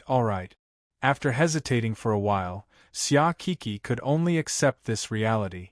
Although she still felt it was a pity that she did not choose the shiny stone at that time, this bell seemed to be quite close to it, so it was not a bad idea to keep it. Thinking of this, she no longer had that bitter expression on her face, and her face was brimming with a smile. When she saw Xia Kik's smile, Lady Providence couldn't help but smile knowingly. Su Luer's thoughts raced. There was definitely something going on between Lady Providence and Kiki. In particular, she'd mentioned Xiao Yumei and Chang Yi, but that was only half of what she'd said. A god's thoughts were truly hard to guess. At the very least, she couldn't think of anything. But then she thought about it. What was the point of thinking so much? Who cared what Lady Providence was like? At the very least, she was Su Yan's savior. That alone was enough for her to repay her wholeheartedly. Su Luer cast aside all distracting thoughts and turned to Lady Providence. Lady Providence, it's getting late. You must have expended a lot of energy saving Yi Zichen and my little sister. Also, my sisters, you've all worked hard for an entire day. I've already prepared guest rooms for you. How about I take you there to rest? That's right. It would have been better if Big Sister Luer hadn't mentioned it. Now that you mention it, I really am a bit sleepy, agreed Xia Kiki. I want to stay here and wait for Yi Zichen to wake up. Me too. Xiao Yumei and Chang Yi spoke up. I appreciate your kind intentions, said Lady Providence. But I won't be staying here for the night. There are still many matters waiting for me to take care of in the God Realm. I can't stay here for too long, so I'll have to return to the God Realm. I see, nodded Su Luer. Inwardly, she wanted to say something, but didn't know how. If nothing unexpected happens, they'll wake up in 3 days. You don't need to worry about that. Lady Providence could tell what Su Luer was thinking, so she tried to comfort her. All right. With that, Lady Providence took out a jade slip and placed it in Su Luer's hands. This jade slip can directly contact me. If they don't wake up in 3 days, you can use it to contact me. Thank you for your concern, Lady Providence. Su Luer put the jade slip into her pocket, then relaxed. At the same time, Lady Providence looked at Xiao Yumei and Chang Yi. It's not a bad idea for the two of you to stay here. In the future, you can get closer. This will be of great benefit to both of you. Yes. Although they didn't quite understand what Lady Providence was trying to say, Xiao Yumei and Chang Yi both bowed in response. Big sister, you're leaving just like that? I can't bear to part with you. Xia Kiki blinked and pouted. She clutched the string of silver bells in her hands, her eyes filled with reluctance. Although they'd only just met, this big sister treated her really well. They'd only been together for such a short time. She really couldn't bear to part with her. Yes, I have to go back, sighed Lady Providence. She reached out and pinched Xiaqi's cheeks. I can't bear to part with you either, but the God Realm's inspection department needs me to go back and preside over things. But don't worry, when I have time, I'll definitely come back to see you. Of course, you might even ascend to the God Realm by then. At that time, you can go to the inspection department and play with me. All right. Xiaqi pouted and lowered her head. When Xianji saw her expression, he couldn't help but rub her head with a smile. Then, he snapped his fingers and a spiritual pillar with a door appeared outside Nine-Tailed Fox's secret land. Farewell. Opening the door, Lady Providence stepped inside. The surrounding women all bowed respectfully to send her off. Xiaqi pouted and waved her hands reluctantly. Abruptly, the spirit pillar disappeared. Xiaqi's dismay grew even more obvious. The other women glanced at each other, their expressions strange. Little did they know that the vanished Lady Providence was looking at them through a mirror. Or perhaps it was more accurate to say that she was looking at Xiaqi. Big Sister Liuli, it's really been a while, murmured Lady Providence. Lady Providence murmured softly. She dispelled the image on the mirror in a desolate manner. At that moment, a dignified transmission appeared in her sea of consciousness. Chapter 8:17. 3 Chances. The profound pavilion was Lady Providence's residence in the God Realm's inspection department. It was located on the central continent of the God Realm's 9 continent. The God Emperor had personally chosen this place for her. It occupied a vast expanse of land, surrounded by mountains and rivers. The scenery was breathtaking. Who knew how many of the God Realm's old-timers drooled over it? However, they could only itch in their hearts. They didn't dare say anything. Originally, the God Emperor had wanted her clansmen to live here as well. However, as far as outsiders knew, Lady Providence was the only one who lived here. Her clan lived on the Northwest Great Path, in Yao territory. AI. Lady Providence lay wearily on her bed in her bedroom, sighing from time to time. She'd just returned from the God Emperor's visit. That old bastard Xiao Ting really had done exactly what he'd said and done. Just now, the God Emperor had summoned her to question him. For a full 3 days, she'd stayed in the God Emperor's sacred palace and bickered with that old bastard Xiao Ting. Her mind was exhausted. Creak. At that moment, someone opened the door to her room. Lady Providence acted as if she hadn't heard anything. She continued to lie lazily on her bed. Did you just go to the God Emperor's place? There was actually someone else in the profound pavilion? If the outside world found out, it would undoubtedly cause a huge uproar. The speaker's tone was very soft. Lady Providence rose and shrugged. That old bastard Xiao Ting accused me of something. The God Emperor summoned me for questioning. Pay attention. When Lady Providence spoke, she referred to herself as I, not I. From this, it could be seen that she viewed the other person as an equal, and that they were very close. If word of this got out, the God Realm would be thrown into turmoil. After all, Lady Providence seemed to treat everyone in the God Realm with indifference. A few hundred years ago, her clan had begged her for help, but she'd heartlessly refused. Now, however, she referred to herself as I. That meant the identity of the person she was talking to was worth considering. Xiao Ting, that old bastard is pretty bold. He actually dared accuse you in front of the God Emperor. Given your relationship with the God Emperor, who in the God Realm would dare to do anything to you?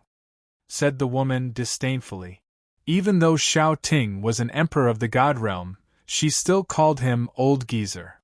My relationship with the God Emperor is indeed not something that an ordinary person can change.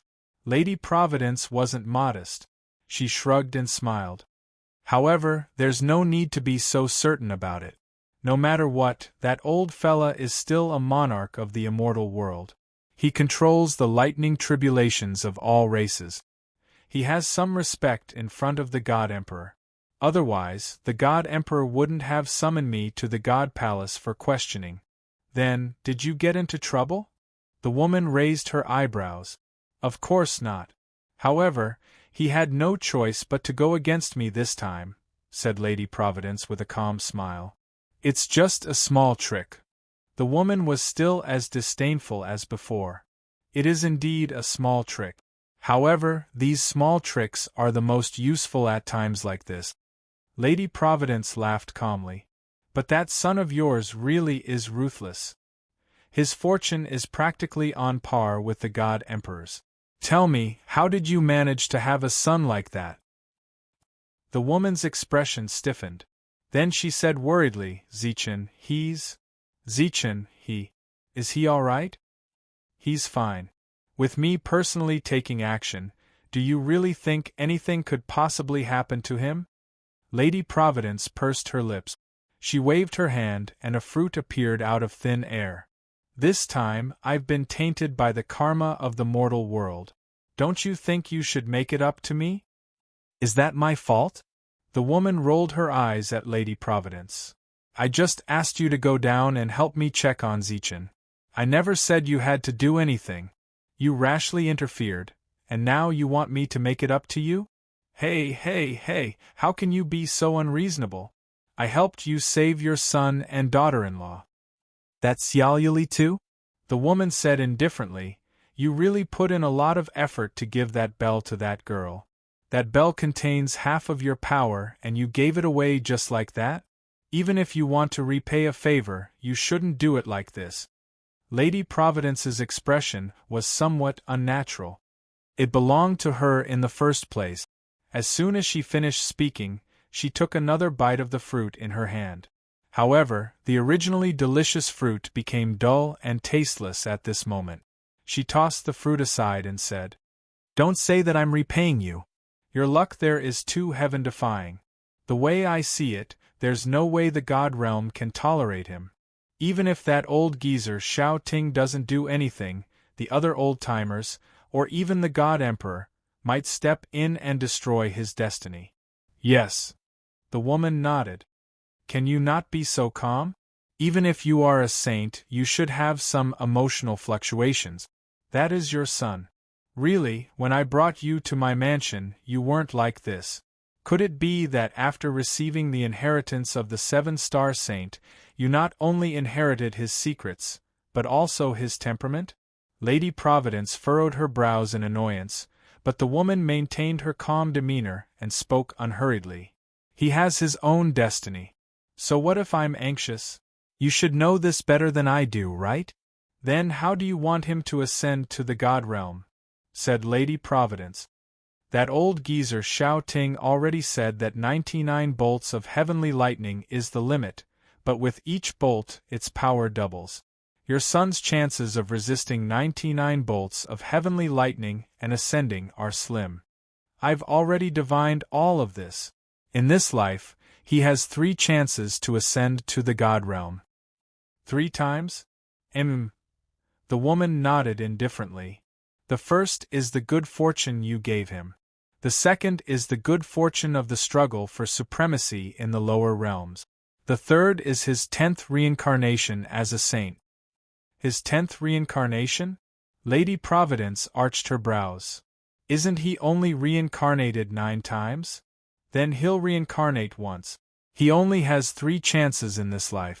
If he doesn't succeed in all 3, then he has no hope of ascending to divinity. Only then did the woman's expression waver slightly. No matter what, Yi Zichen was her son. She couldn't possibly reach a state where her heart was as still as water. Then I can only wish that kid good luck. I actually hope he can ascend.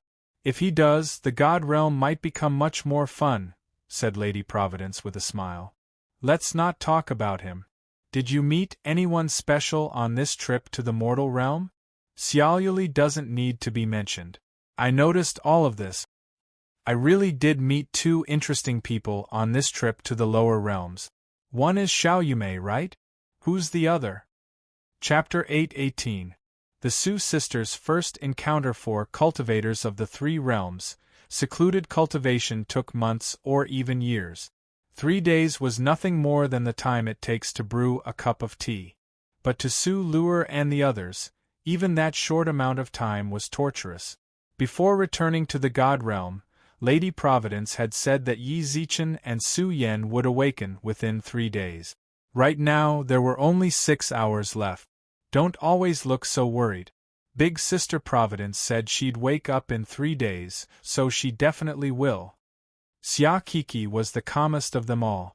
It wasn't that she wasn't worried about Yi Zichen and Su Yan, but that was just how she was. The others simply nodded calmly, but the worry on their faces didn't lessen in the slightest. How is it? Yuan Hong appeared outside the hidden land, his body wrapped in bandages. Su Zhu and Fatty Yin stood by his side. Su Zhu had supported Fatty Yin on his way here. Releasing the 6th-level soul-locking formation had caused his spiritual energy to dry up. Even if he'd eaten a miraculous pill, it wouldn't be easy to recover from the damage to his core. After Gu Li was taken away by the Buddha, the North Pole Emperor summoned old Lord Taishang of the Heavenly Court and treated their injuries.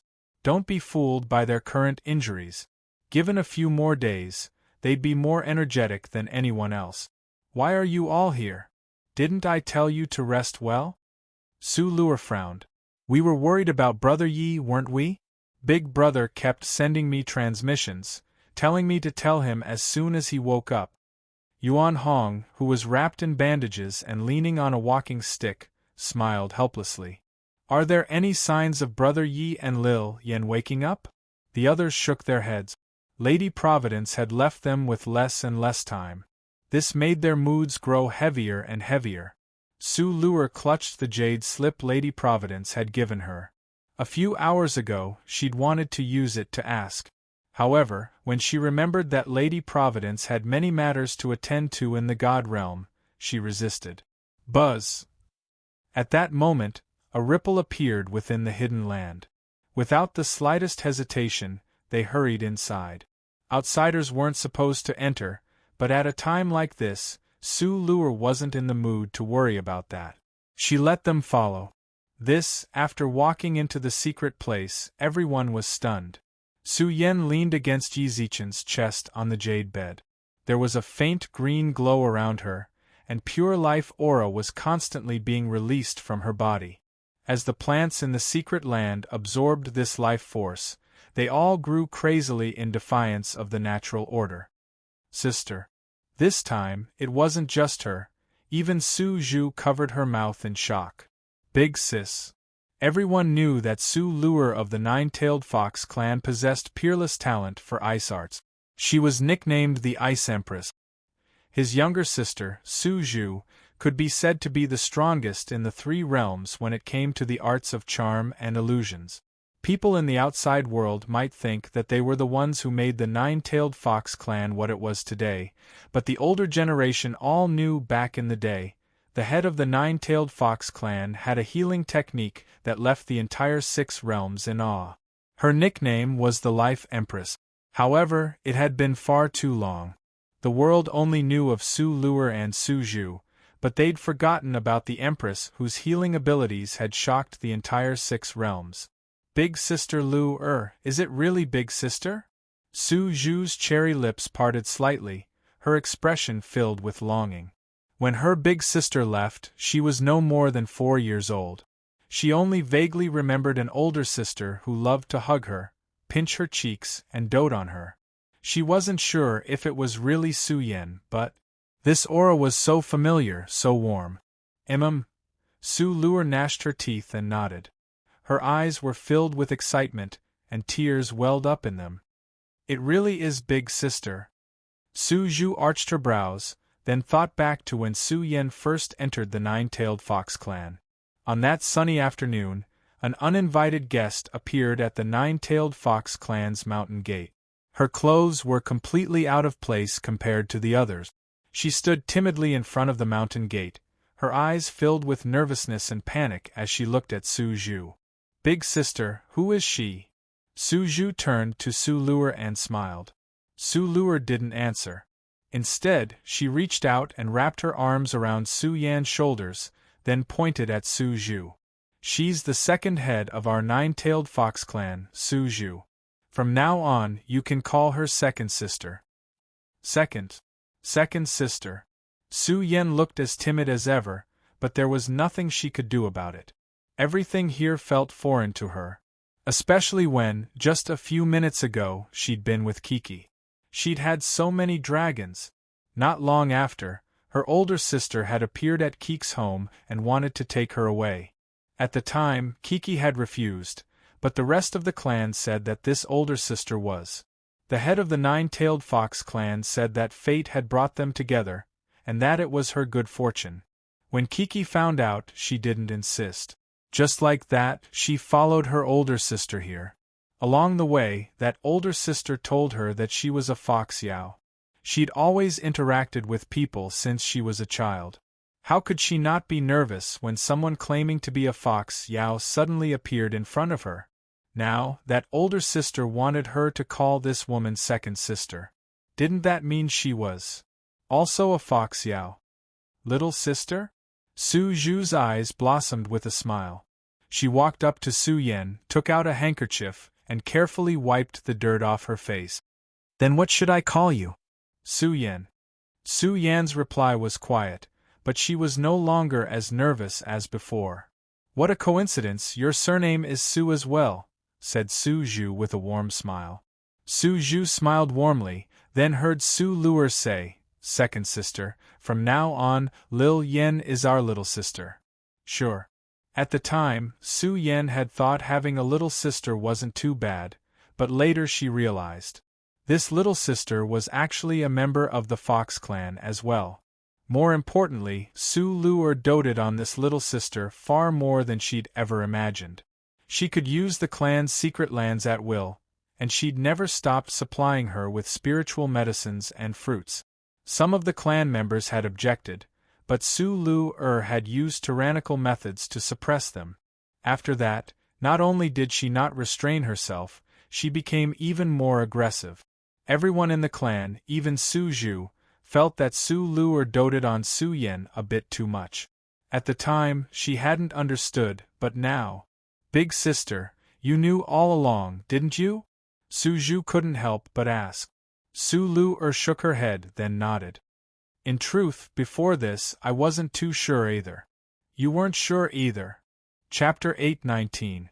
The Lord of Seven Stars, a transmission? Su Zhu was taken aback. At the time, I was in deep seclusion, suppressing my spiritual energy, when a transmission appeared in my sea of consciousness. Do you want to see your sister again? Su Luer was deep in thought when this question suddenly appeared in her sea of consciousness. She instinctively spread out her spiritual awareness, then frowned and transmitted. Who? You don't need to know who I am. I just want to ask you, do you want to see your sister again? How laughable. Everyone knows I'm the head of the Nine-Tailed Fox clan. What sister? Replied Su Luer stubbornly. Is that so? But according to what I know, but as far as I know, when you were young, you had a sister. I'm not your enemy, so there's no need to be so cautious. I just want to ask if you want to see her again. If you do, I'll give you some pointers. Who the hell are you? Yes or no? Su Yan fell silent. Fragments of memories appeared in her chaotic sea of consciousness. She slowly clenched her fists and transmitted. I do. Then go to the dragon race right now and find a child named Su Yan. No matter how many times Su Luer tried to ask, it was like throwing a stone into the ocean. There was no response. That senior told me to go to the dragon race and find a child named Su Yan. When I arrived, I found her and brought her back. In truth, at first, I was skeptical. I never would have guessed. She really was my sister. Su Luer's voice was choked with emotion. Others might not understand, but only she, who'd truly experienced it, understood how important her sister's return was to her. That scene of heavenly lightning swallowing Su Yan tormented her for 100 years. 100 years. She'd always resented her own weakness. If she'd been as strong as she was now, perhaps her sister wouldn't have died. She'd always thought this way, always resented it. You could say that her tough exterior was just an attempt to hide her weakness. She wanted to use her strength to make her clansmen forget everything that had happened. Perhaps that would make her feel better. Su Zhu knitted her brows in thought. After a long while, she transmitted again. Did that expert leave behind his name? Not yet, replied Su Luo. Then do you know if she's a man or a woman? If I remember correctly, the one who sent the message was a woman. Then we can use some elimination method. Those who know of Big Sister's existence are at least 10,000 years old. In the entire 3 realms, who do you think it is? Su Zhu asked. There are indeed quite a few old-timers here, but they've long since stood aloof from worldly affairs. Our 9-tailed fox clan is a spirit beast lineage, so they wouldn't pay attention to us. Besides, they don't have the talent for deduction, so there should be no one else who can do it. No, there's another person, Su Zhu said confidently. Su Luo pondered this for a long time. Suddenly, she stared at Su Zhu with a stunned expression. Could it be Lady Providence? Mysterious pavilion. Who's calling my name? At Lady Providence's level, if someone called her by her name, she'd be able to sense it. However, given her temperament, she wasn't in the mood to pursue the matter any further. She stretched lazily, then read through all the documents on her desk, then turned to the woman in front of the palace.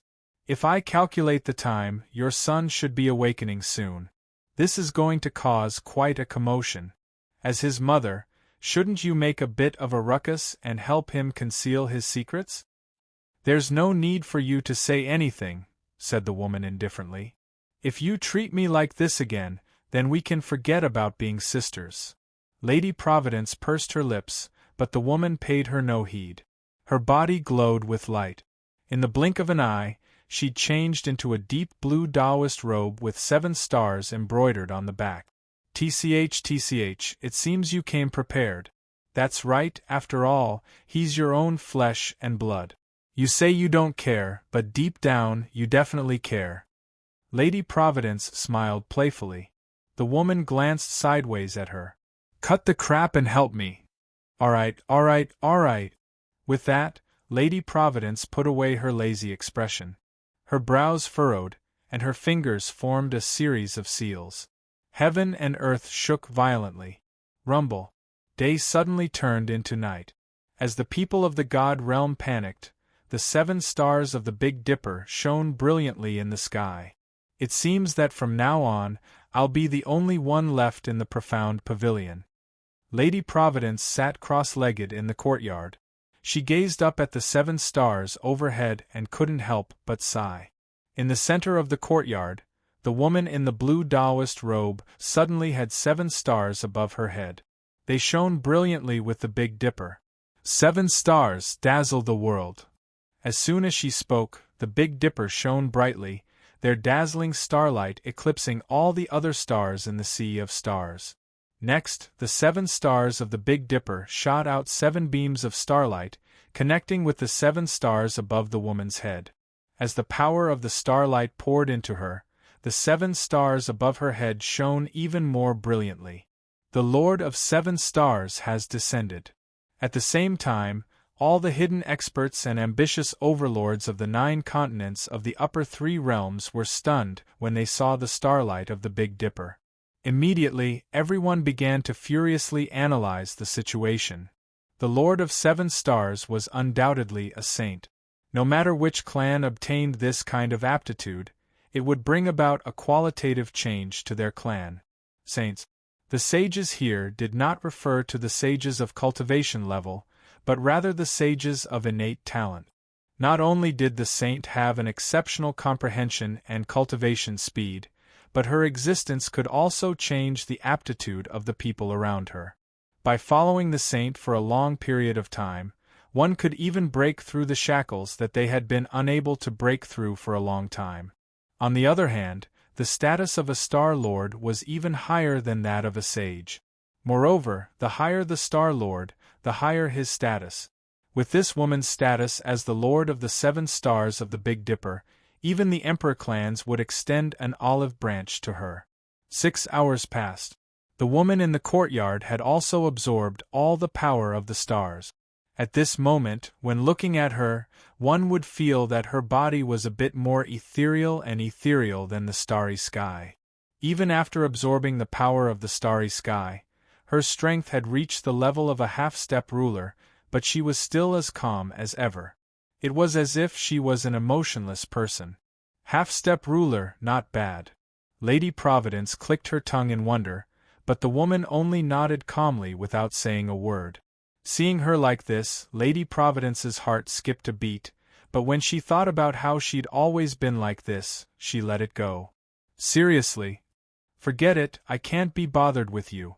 But looking at the time, it's about time someone came to summon you. I'd like to see what kind of people come. With that, Lady Providence sank her energy into her dantian. Chapter 820. Chapter 820. Selection. The descent of the 7 stars shook the upper 3 realms. The patriarchs of the various clans had divined that person had landed in the profound pavilion. What sort of place was the profound pavilion? It was Lady Providence's residence. This group of lobbyists sent by the clan were all bitter, but they could only brace themselves and rush over. However, when they arrived at the profound pavilion, even though the doors were wide open, no one dared rashly enter. The earliest had already been waiting outside for 2 hours, but all they could do was wait patiently outside. Without Lady Providence's permission, who would dare barge into the profound pavilion? Come in. An ethereal voice transmission appeared in everyone's ears. The group of people only dared to walk into the mansion after hearing it. More and more people gathered in the spacious courtyard. However, after entering, they all stopped and looked at Lady Providence, who sat in the courtyard's pavilion. Greetings, Lady Providence. Everyone bowed to Lady Providence. All right, dispense with the formalities. Lady Providence crossed her legs and waved them off impatiently. I know you've come for the Lord of 7 Stars, but she's not here. There's no need to rush. I'm close friends with the Lord of 7 Stars. Naturally, I'll help her choose a good place to go.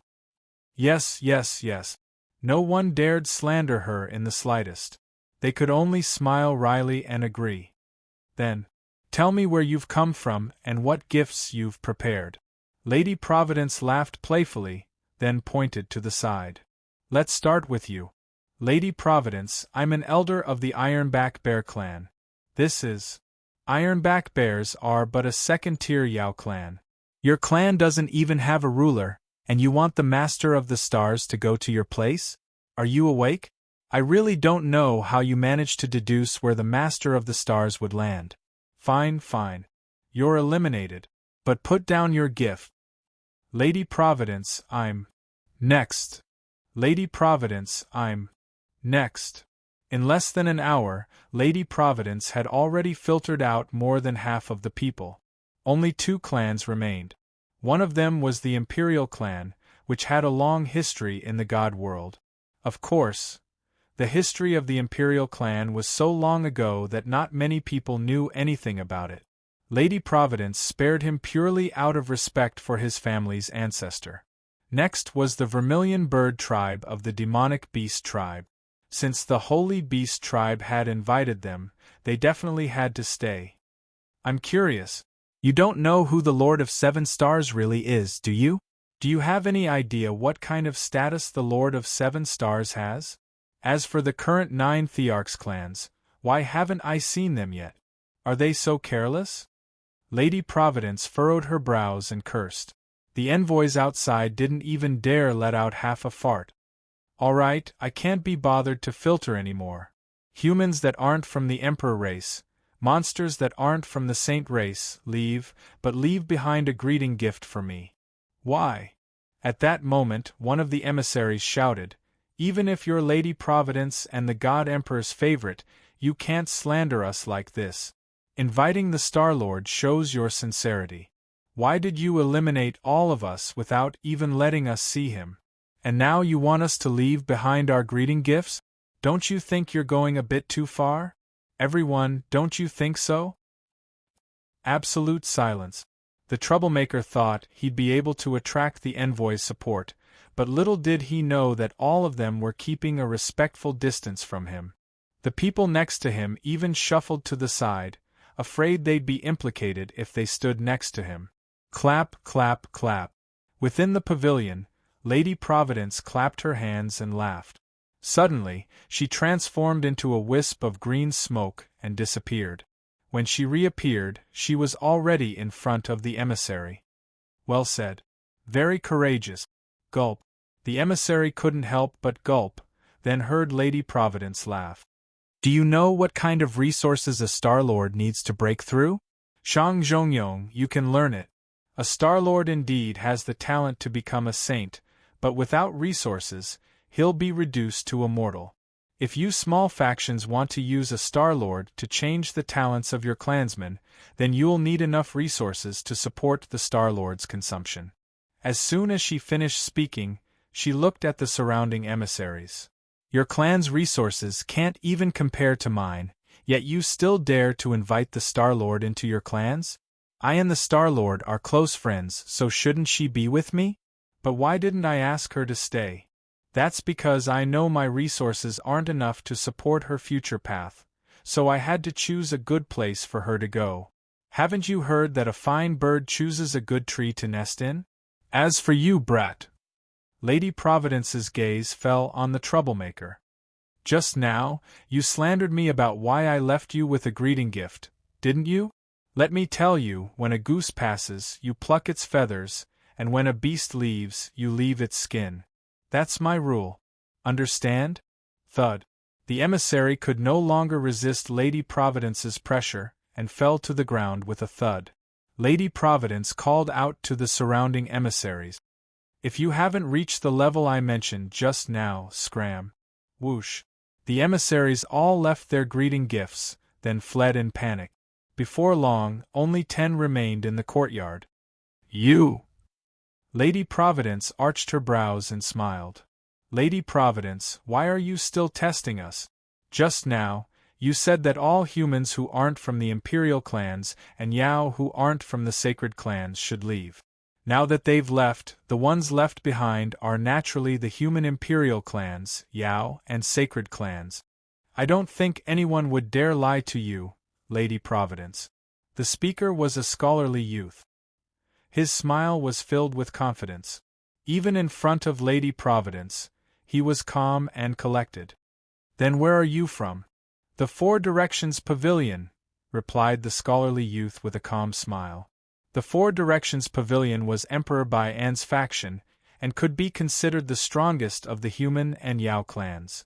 Whether it was in terms of resources or reputation, the Four Directions Pavilion was at the peak. The way he saw it, it was inevitable that the Lord of 7 Stars would return with him. The remaining men were visibly moved. Only one of them had a faint look of disdain in his eyes. Lady Providence didn't notice the emissary's expressions. She simply smiled and looked at the youth. Then which highness of the Four Directions Pavilion are you? You jest, Lady Providence. How could I possibly be a highness of the Four Directions Pavilion? I'm just the third highness's page boy. The scholarly youth smiled modestly, but inwardly, he was rather pleased with himself. The third highness was the only one at Bai An's side who wielded power. Anyone who could be his page boy was definitely a man of distinction. Page boy? Lady Providence smiled playfully, then shouted, Scram! Lady Providence! Lady Providence's expression darkened. Who do you think you are, a mere page boy? You're not even a highness. How dare you speak to me like that? Lady Providence. Chapter 821. Great Emperor Chao Feng. Lady Providence stared coldly at the scholar in front of her. Everyone in the courtyard could sense that her fury was real. In the face of such pressure, the scholar couldn't help but sweat. But then he thought of the mission the third prince had given him. Lady Providence, are you looking down on my 4-way palace? The scholar had no other choice. He could only brace himself and use Bai An's name to make Lady Providence feel a little apprehensive. Little did he know, when he said this, even the envoys around him couldn't help but shake their heads. Lady Providence's temper was definitely that of an assault type. Everyone in the 3 realms had to treat her with respect, yet he actually wanted to use Bai An's name to pressure her? Haha, are you trying to use by and to pressure me? Lady Providence's tone was biting cold. This sort of heaviness made the scholar's heart pound uncontrollably. But at this point, he had no other choice. He could only continue down this path. All he could hope for was that Lady Providence would give His Majesty face. Spare his life. I wouldn't dare. The scholar bowed to Lady Providence. No matter what, I'm still a member of the Four-Way Palace. I've come here on behalf of the Four-Way Palace. Lady Providence, aren't you looking down on my Four-Way Palace by speaking to me like this? You have a sharp tongue, but do you think you're worthy of representing the Four-Way Palace? Lady Providence laughed disdainfully. Your Four-Way Palace is a big organization. Indeed, my tiny profound pavilion doesn't dare provoke you. But you say you represent the Four-Way Palace? Are you worthy?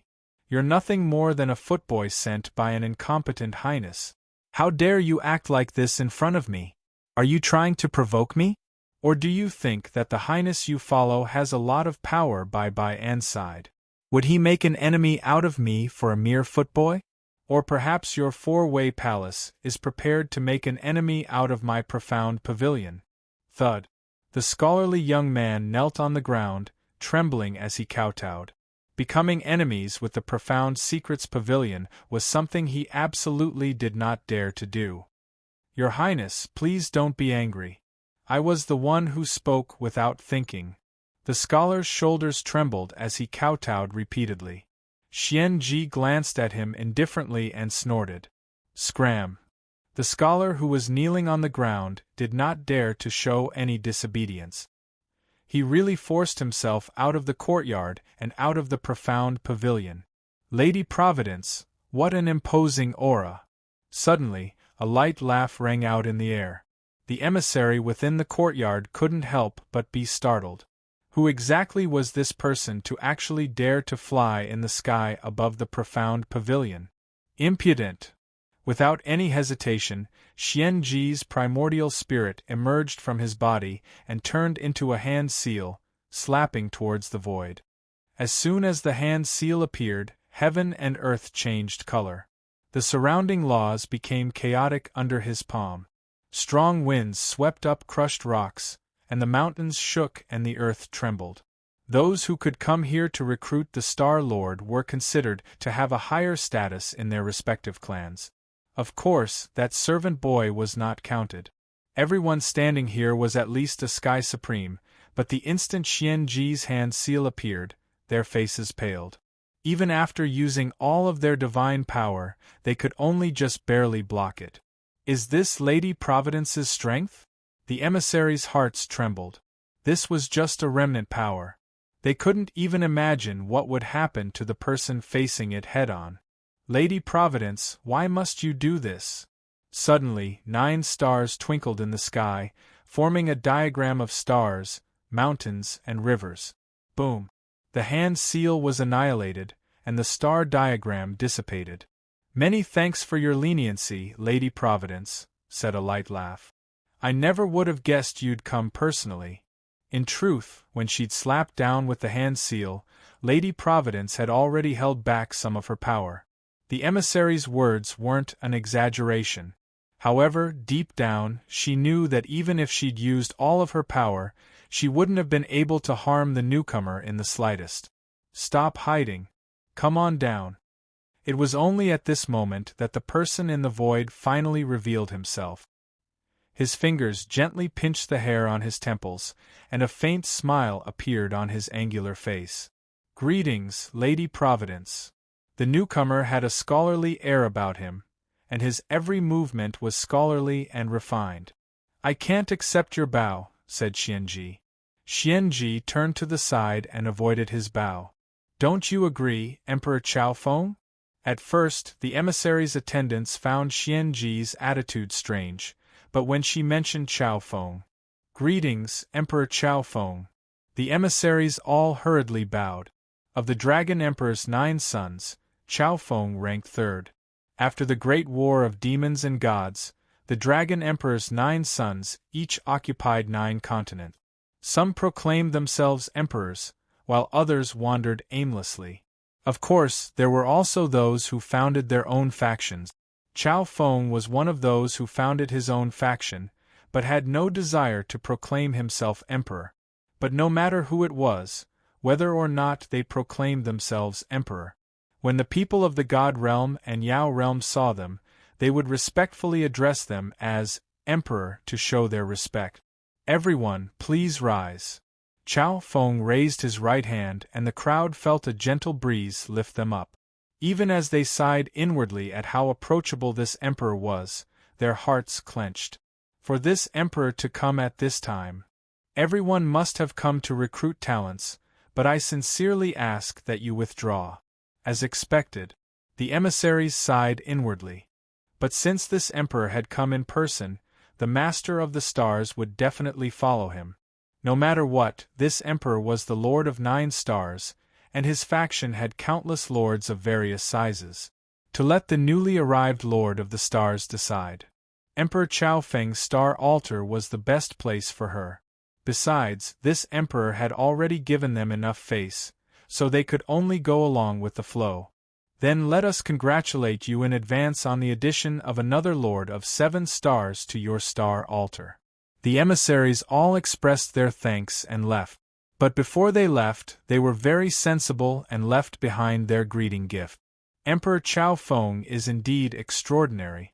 You've stirred up my business as soon as you arrived, said Xianji in a strange tone. That was just her temper.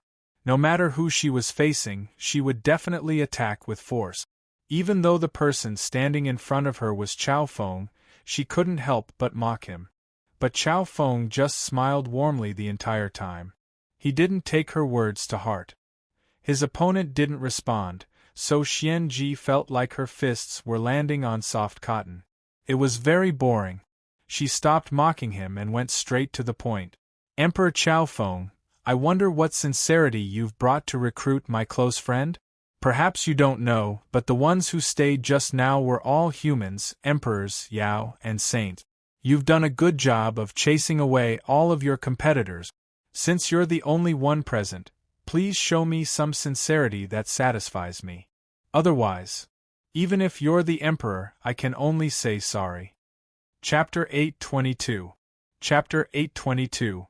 Concealing heavenly secrets. Even though he said he had it, his hands were still empty. To tell the truth, when she'd fought Chao Feng, Xianji had been secretly sizing him up. She wondered what treasures he could offer. The way she saw it, the emperor must be very generous. Seeing that Chao Feng hadn't offered anything, Xianji furrowed her brows. Then show me your sincerity. Heavens! As she spoke, she looked at the dazzling array of treasures on the ground and arched her brows. Sincerity! Are you using this opportunity to amass wealth? Chao Feng smiled faintly at Xianji's mischievous expression. She didn't deny it. Yes, I'm using this opportunity to amass wealth. Can't I? After all, they were best friends. Who knew how many years it would be before they ran into each other again? If she didn't use this opportunity to amass wealth, then when would she? Best friends should be used when needed. If she really couldn't do it, she could just split half with her. This was Xianji's philosophy. Seeing Xianji so straightforward, Chao Feng could only smile helplessly. What are you shaking your head for? Show me your sincerity. Xianji clapped her hands loudly.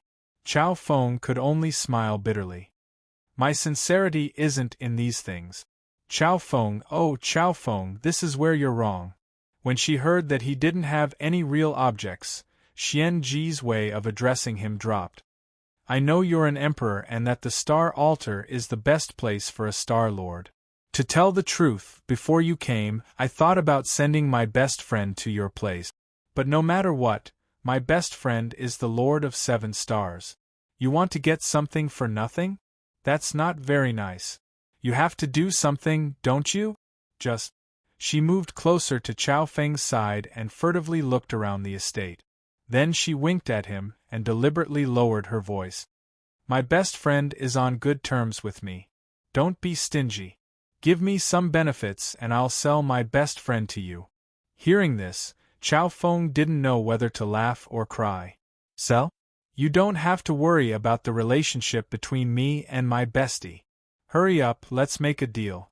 Give me 3,000 divine crystals and I'll sell my bestie to you. 3,000 divine crystals for the Lord of 7 stars. Brother, this is a good deal. It's indeed a good deal. Chao Feng nodded. Then what are you just standing there for? Hurry up and pay up, said Xianji anxiously. But I don't think it's a good idea to give it to her in front of her. Chao Feng smiled bitterly. What do you mean in front of her? Xianji paused. She turned her head and saw that her best friend had already appeared behind her. She looked at her with a seemingly sweet smile. Imperial Monarch Chao Feng, this is your path. How can the relationship between me and my best friend be measured by money? I'm choosing a suitable place for her, and you actually want to bribe me with money. Enough, stop acting. The woman rolled her eyes speechlessly, then bowed to Chao Feng. Emperor Chao Feng, you are the esteemed Lord of 7 stars. There's no need to bow so many times. Chao Feng kindly helped him up with his hands and spoke. How should I address you, Your Excellency? Yi Rong. Star Lord Yi. Chao Feng nodded at him and said, I sincerely invite Star Lord Yi to join my star altar. Everyone here is a Star Lord, so we can discuss our understanding of the stars with each other. This is definitely beneficial for Star Lord Yi, who has just fallen a star. Yi Rong understands. Of course, I won't force you. However, on my way here, I used the Milky Way to perform a divination. I know what you're worried about, Star Lord, so I'm here to help you resolve it. With that, a diagram of the Milky Way appeared beneath Chao Feng's feet. The stars on the diagram and the stars in the sky intertwined, and the stars enveloped each other. Buzz! The power of the stars instantly enveloped the 3 realms. Xianji furrowed her brows. What's going on? Star Lord Yi has always been worried that her son would attract the attention of the people here. She deliberately guided the stars to her body, and it did have some effect. However, if she wants to fool everyone, she's still a little lacking. Chao Feng said with a faint smile. Just now, I used the Milky Way diagram to conceal the mysteries of the heavens. In this way, it can truly be considered as crossing the sea with the heavens. Yi Rong is willing to join your star altar. Dressed in her Taoist robes, Yi Rong bowed. Xianji couldn't help but feel a little discouraged. She joined just like that, but she hadn't even gotten her hands on any substantial benefits. This was an emperor. She'd feel terrible if she didn't rip him off a little. Star Lord Yi is willing to join my star altar. That's wonderful. Given your status as the Lord of 7 stars, barring any mishaps, you'll become an elder of the star altar within 3 years, said Chao Feng, his face brimming with joy. Chao Feng said with a face full of joy. Then, his face darkened. However, Star Master, I can only say that your son was born at the wrong time. Big sister, have you thought of something? Su Zhu transmitted calmly. When that name appeared in her mind, she pondered it for a long time. Second sister, why do you think Lady Providence told me all this? I don't know, said Su Zhu, shaking her head. Su Zhu shook her head, however, from the way she came to visit us, she doesn't seem to have any ill intentions towards us. Of course, given Lady Providence's methods, if she had any ill intentions, our 9-tailed fox clan would be destroyed in an instant. Su Luer transmitted her voice solemnly to him. But why? Big sister, there's no need to look for trouble, said Su Zhu with a smile. The Lady Providence has no ill intentions towards us, and even helped us find our eldest sister. Isn't that a good thing? You're right. Su Luer couldn't help but nod. Ever since she'd become head of the 9-tailed fox clan, no matter what anyone did, she'd always ponder their intentions. In truth, this was out of helplessness. It was hard to tell what a person's heart was. No one knew what the other was thinking. Even if they cooperated, there might be some hidden agenda hidden behind the scenes. As head of the clan, her every word and action determined the clan's future. Naturally, she had to consider everything carefully. But now it seemed that perhaps she'd been head of the clan for too long. Some things were no longer clear to her. What's going on? Suddenly, Xia Kiki cried out in alarm. The Su sisters, who'd been in the middle of transmitting, looked around and discovered that the plants in the hidden area were suddenly sending a steady stream of life energy back to Su Yan. Before long, the plants in the hidden area withered one after another. Something's wrong. Su Lu-er's expression darkened when she sensed something was off. She tried to step forward, but before she could take more than a few steps, Fatty Een pulled her back. "What are you doing?" "It's what you're doing." Fatty Een, who'd exhausted all his spiritual energy, was unyielding. He glared at Su Lu-er and berated her. Chapter 8:23. The Emperor Star Su Lu-er and Fatty Een bickered endlessly within the secret land. "Fatty, please don't test my patience." After trying to stop them several times, Su Lu-er's anger was completely ignited. The atmosphere within the secret land grew heavy, and her pitch-black eyes turned from black to blue. "Can you be a little more rational?" shouted Fatty Een with a frown. "Who's the irrational one here?" Su Lu-er's expression darkened.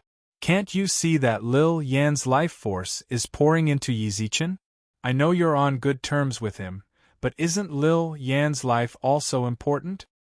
This is reverse nurturing." "I know it is." When it came to Su Yan, Su Lu-er had lost all sense of rationality. Fatty Een sighed helplessly. Soon after, he extended his hand and pointed at the two people on the jade bed. "Take a closer look. Is Su Yan the one pouring life force into Yi Zichen?" She stared intently. On the surface, Su Yan was indeed pouring life force into Yi Zichen's body. But if one looked closely, they'd discover that as Yi Zichen's life force poured into his body, he was also subtly reverse nurturing her. It was just that Su Yan's actions were far too conspicuous, so Yi Zichen's reverse nurturing was overshadowed. She actually... Su Lu-er, who'd noticed the clues, dispersed her imposing aura, and her expression turned somewhat awkward. "I don't know what happened between the two of them, but from the looks of it, their lives are connected. Su Yan is using her vast life force to nourish Yi Zichen, while he's absorbing her life force, purifying her flesh, and transferring it back to her." Fatty Een shrugged helplessly at Su Lu-er. "Sister-in-law, please don't be so hot-tempered all the time. Although I'm not some almighty being, I'm still a supreme being of the God realm. I still have some eyesight and judgment. Can't you just trust me a little more? If I hadn't stopped you just now, you would have forcefully separated the two of them, and the result would have been that neither of them would have survived." Su Lu-er's expression stiffened, but she wasn't displeased at all. In fact, she rejoiced that Fatty Een had stopped her in time. She really had been too impulsive, but she couldn't control herself. As long as Su Yan was involved, she couldn't maintain her rationality.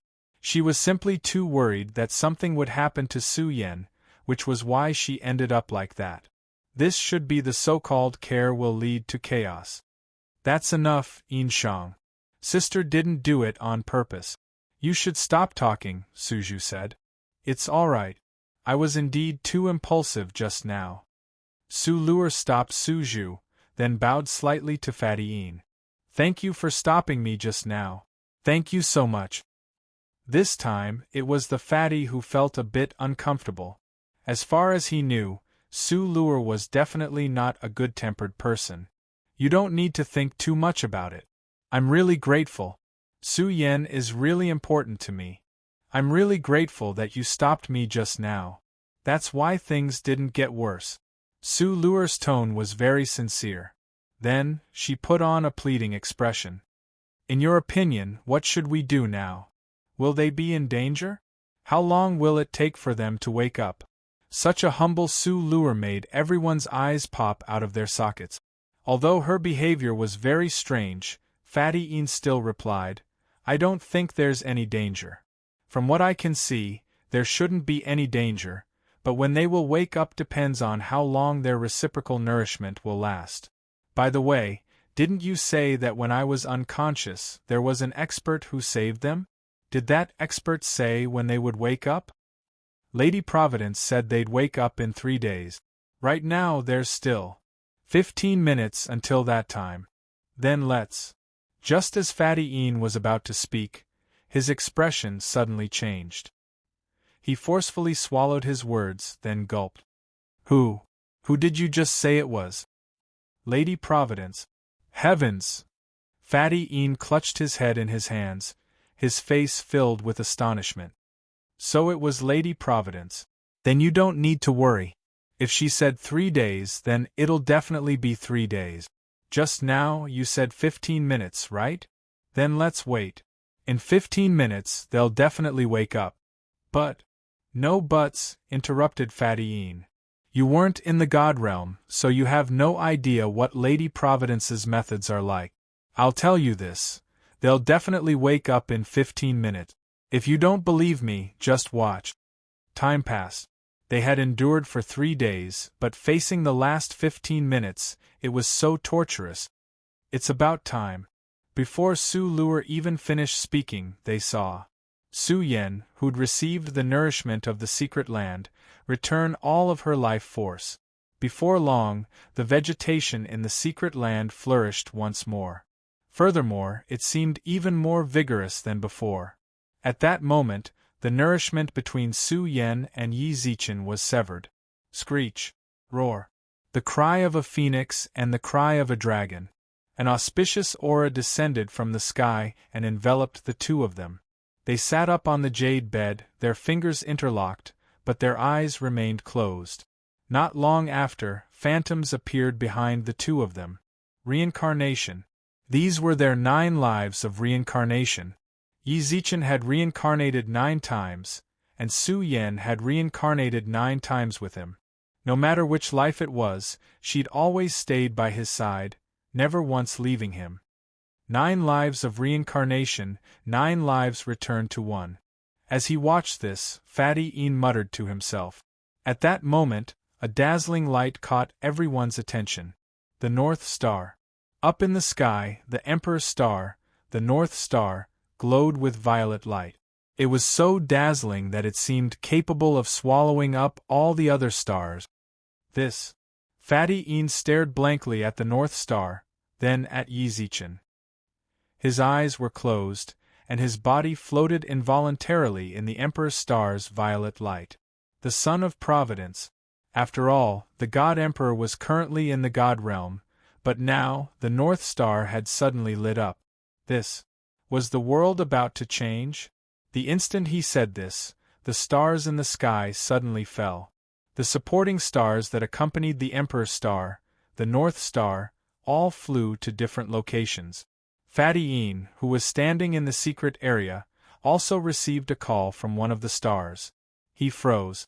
In response to the star's call, he froze for a full 15 minutes until. Hey, do you guys feel that strange call? The one who spoke was Xia Kiki. She giggled and danced about, but Fatty Een saw the mark of a star on her forehead.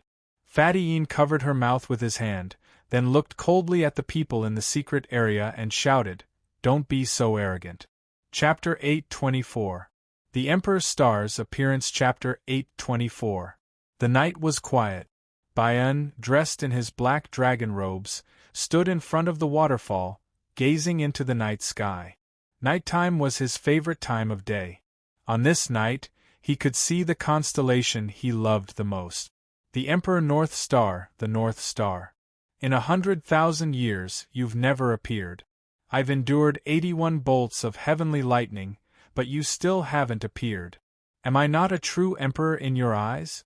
Or do you think I need more time to settle down? Bayan sighed and gazed up at the North Star, his eyes filled with obsession. He wanted to become an emperor, and in this corner of the world, he was called Your Majesty. But no matter what, there was a God-emperor above him, suppressing him. He was still a subject. He'd always wanted to rebel, but he needed a justifiable reason. The Emperor's Star. This was the opportunity he'd been waiting for. The God-emperor had been the God-emperor since the beginning of the world. He hadn't become emperor by flattering the Emperor's star. In all the three realms, no one had ever caused the North Star to appear. And the person most likely to inherit the mandate of the heavens. Bayan. How much longer do you want me to wait? Did you know that even when the Lord of Seven Stars appeared, I didn't send anyone to recruit her? Because I know that as long as I become emperor, she'll be my assistant. Bayan muttered to himself. In truth, he wasn't like this every night. It was just that the Lord of Seven Stars had shaken his heart a bit. Forget it.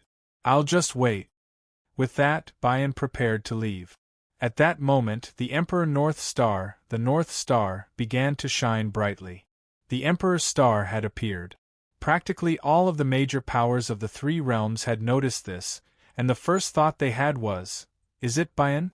The major powers, who hadn't left their seclusion for a long time, used their lifeblood essence to perform divinations, but little did they know. Heaven's secrets were hidden. They hadn't been able to divine who had caused the Emperor's star to appear, but they knew that it wasn't Bayan. Quite a few of the major powers couldn't help but sneer. They didn't care who the Emperor's star was, as long as it wasn't Bayan. They all knew that Bayan had always believed himself to be the mandate of the heavens, but the Emperor's star still hadn't appeared. Now it looked like a joke, and this Bayan would become a laughing stock in the future. Who is it? The moment the Emperor's star appeared, Bayan had already begun divining. However, as he was making his deductions, someone had forcibly concealed the mysteries of heaven. Who is it? The black-robed Bayan roared furiously. At the same time, the stars around the Ziwei Imperial Star all lit up. I don't accept the mandate of heaven, I don't believe it. His face was filled with a sinister expression, and it took him a long time to calm down. Soon after, a ruthless glint flashed in his eyes. Prime Minister! Your subject is here. Not long after, Prime Minister Turtle appeared in front of the waterfall with a hunched back. You saw it too, right? The North Star has appeared. I saw it, but in my opinion, Your Majesty is a god who receives orders from the heavens, Prime Minister Turtle replied. Yes, you're right. This monarch is the one who should receive the mandate of the heavens. I order you to immediately investigate who it was that caused the Emperor's star to shine. Once you find out who it is, there's no need to report it. Just kill them. Yes. Prime Minister Turtle turned to leave, but before he'd taken more than a few steps, Bayan called out to him. You can start preparing. Since the Emperor's star didn't choose me, I won't trust it either. When he heard that, Prime Minister Turtle's body trembled, then he nodded at Bayan. I'll go arrange it right away. The Emperor's star had lit up. The stars had descended. Within the hidden land, Fatty Een reached out and pulled Xia Kiki behind him, then stared vigilantly at everyone. The atmosphere suddenly became a little tense. Or perhaps it was more accurate to say that Fatty Een himself was nervous. Now, he suddenly recalled what Gu Zichen had told him. To get closer to Yi Zichen. In truth, Fatty Een wasn't the type to make friends. At first, he'd only interacted with Yi Zichen because Gu Zichen had asked him to take care of him. As time passed, he found Yi Zichen quite agreeable, so he got to know him better. But Gu Zichen told him not to lose his composure. How could friends lose their composure? Fatty Een didn't understand, but now, Yi Zichen had lit up the Emperor's star, and he himself had become an auxiliary star. No wonder, no wonder. Fatty Een couldn't help but shake his head. He finally understood everything Gu Zichen had told him. He'd known all along that Yi Zichen would light up the Emperor's star, and that he was the Emperor's star's auxiliary star. To tell the truth, this was normally something to be happy about. For Yi Zichen to light up the Emperor's star meant he was the chosen of the heavens. In the future, he would become the upper three realms' only emperor. As his auxiliary star, once Yi Zichen became emperor, he would naturally be second only to the emperor. But he'd lit up at a time like this.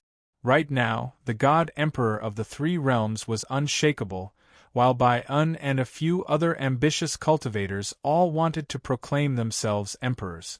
Now that Yi Zichen had lit up the emperor's star, he'd become everyone's target. He'd forcefully turned a good card into the center of attention. As an auxiliary star, Fatty Een had no choice but to force those people into opposing him. He cherished his life. The way he saw it, nothing was more important than his own life. Furthermore, there were too many people here, and anyone could spread the news. If that happened, his life would be in danger. The way he saw it, the only person he could ally with was Xia Kiki, who'd also lost her auxiliary star. Don't say I didn't warn you. I'm absolutely not joking around. Fatty Een frowned at the others, then frowned. Of course, the way I see it, the safest way is to erase your memories of what happened just now. Fatty Yin's face was ashen as he reached out with his hand. Slap. However, a gust of wind slapped his palm away. Fatty, what are you doing? We're all trustworthy people here. Even if they saw what happened, they definitely wouldn't spread the news. A dignified voice rang out in everyone's ears. They turned to see Big Brother Zichen. Zichen. Lil Yen. Yes, they'd already woken up, and they'd woken up at exactly the time Xuanji had said they'd awakened. That's strange. Don't you feel like Big Brother Zichen's different? Xia Kiki, who'd recovered from her pleasant surprise, suddenly stopped. She pressed a finger to her lips, and the others nodded in agreement. Yi Zichen smiled calmly, then nodded at Su Yen. The two of them descended from the sky. Even though he was smiling, there was a faint pressure about him. Emperor's might. Kid Yi, no. I can't call you that now. Fatty Een licked his lips. After a moment's hesitation, he respectfully patted his sleeves, then knelt on one knee and kowtowed. Emperor Yi. The Emperor Star's appearance was the heavens' choice, and Yi Zichen was the only true emperor the heavens had acknowledged. As for Fatty Een, who'd lost his auxiliary star, his future could only be for the sake of this emperor. Chapter 825. Emperor Star, Auxiliary Star, Fated Star. After Yi Zichen and Su Yen woke up, they naturally didn't stay there any longer. In addition, Fatty kept urging them to leave, fearing that the higher-ups would find them through their deductions. Thus, everyone in the secret land came to the pavilion where the Su sisters lived. In the living room of the loft, everyone took their seat. Zichen Ji is actually the heaven's chosen monarch. That's so cool. Xia Kiki blinked her bright eyes and examined Yi Zichen curiously. After waking up, Yi Zichen sensed the changes in his body. It wasn't just his strength, but rather his connection to the heavenly Tao. As long as he willed it, everything in this world would obey his command. As of now, the only known auxiliary stars are me and Kiki. Fatty Een furrowed his brows. To be honest, I actually didn't want to be an auxiliary star. The current situation is simply too bleak. I'm Big Brother Zichen's auxiliary star too? That's wonderful. Then, her gaze landed on Su Luer. Big Sister Luer, why do you keep staring at Su? Cough. Su Luer couldn't help but cough and avert her gaze. She didn't bother to explain. What are the Emperor stars and auxiliary stars you were talking about? I don't know much about them. The so-called Emperor Star is the North Star of the Milky Way, the North Star. Because all the stars in the sky revolve around the North Star, people believe that the North Star is the Lord of all the stars. The North Star is known as the Lord of Divination, the Lord of Strategy, and the Lord of Politics. It is the Emperor Star of the 5 North Stars. Naturally, it was Fatty Yin's turn to take on the role of a teacher.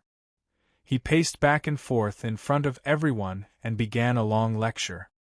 The illumination of the Emperor's star signifies the birth of the fated of heaven. You all saw it just now. The one who illuminated the Emperor's star was Yi Zichen. Everyone nodded, then Fatty Een spoke again. The auxiliary stars are the supporting stars that surround the North Pole Emperor Star. They directly represent the Emperor Star's ministers, which means that the existence of the auxiliary stars is fully supporting the Emperor Star. And there are too many stars in the Milky Way. When a Star Lord descends, a star will also enter their body. So the only way to determine whether or not one is an auxiliary star is to look at the stars that descend after the North Star manifests. They are auxiliary stars, and each person usually only has one auxiliary star. Is that so? Then at that moment, Su Luer suddenly opened her palm. Martial Song Star. In the center of Su Luer's palm was a glowing star mark. When Fadiyin saw it, he cried out in surprise, then ridiculed her. Why is Wukwing a woman? Do you look down on women? Su Luer's expression suddenly grew cold. Her gloomy expression frightened Fadiyin so much that he couldn't help but laugh dryly. That's absolutely not what I meant. It's just that in the primordial era, the martial star was generally inherited by men. Sister-in-law, I'm a bit surprised that you're actually trying to curry favor with the martial star. Let's not talk about that. Based on what you said just now, should I assist Yi Zichen? Yes. Fadiyin nodded with certainty, while Su Luer glanced coldly at Yi Zichen. Assist Yi Zichen. Su Luer's heart was filled with endless reluctance. Back then, her big sister had died for him. In this life, Su Yan had almost died for him. The way she saw it, Yi Zichen was Su Yan's calamity. She had to assist someone like that. Everyone in the room sensed the strange atmosphere. Su Yan pursed her lips into a smile. It's too early to talk about assisting him or not, but isn't it great that my big sister became the martial song star and Zichen the emperor star? At the very least, we're all familiar with each other. We're family to begin with, so what's the point of talking about assisting him or not? Susu, the feeling you give me is different from before too, Xia Kiki suddenly said. Perhaps it's because of Zichen. Right now, our lifelines are connected. Perhaps it's because he's the emperor star, so my aura has changed as well, said Su Yan. Su Yan's right, said Yi Zichen. At that moment, Yi Zichen followed up. There's no need for us to talk about assisting each other. Let's just be like before. That won't do, interrupted Fadiyin, his expression dark. Since you're the Emperor Star and we're the auxiliary stars, we naturally have to pay attention to etiquette. Fadiyin interrupted him with a dark expression. You also have to be careful not to treat anyone carelessly. The Emperor is the Emperor, and there's a difference between him and his subjects. When you and I inherited the Emperor Star and Auxiliary Star, we were already separated. No one understood why Fadiyin was being so serious. They all knew that Yi Zichen and Su Yan were trying to ease the tension. However, Fadiyin paid them no heed. In the future, they naturally understood that even if he said too much, they might not understand. Let's not talk about that for now. 2 of the 4 auxiliary stars have appeared. I am the Minister of the Left. Opening his left hand, Fadiyin revealed a star diagram in his palm. The Minister of the Left is the head of the Emperor Star's auxiliary stars.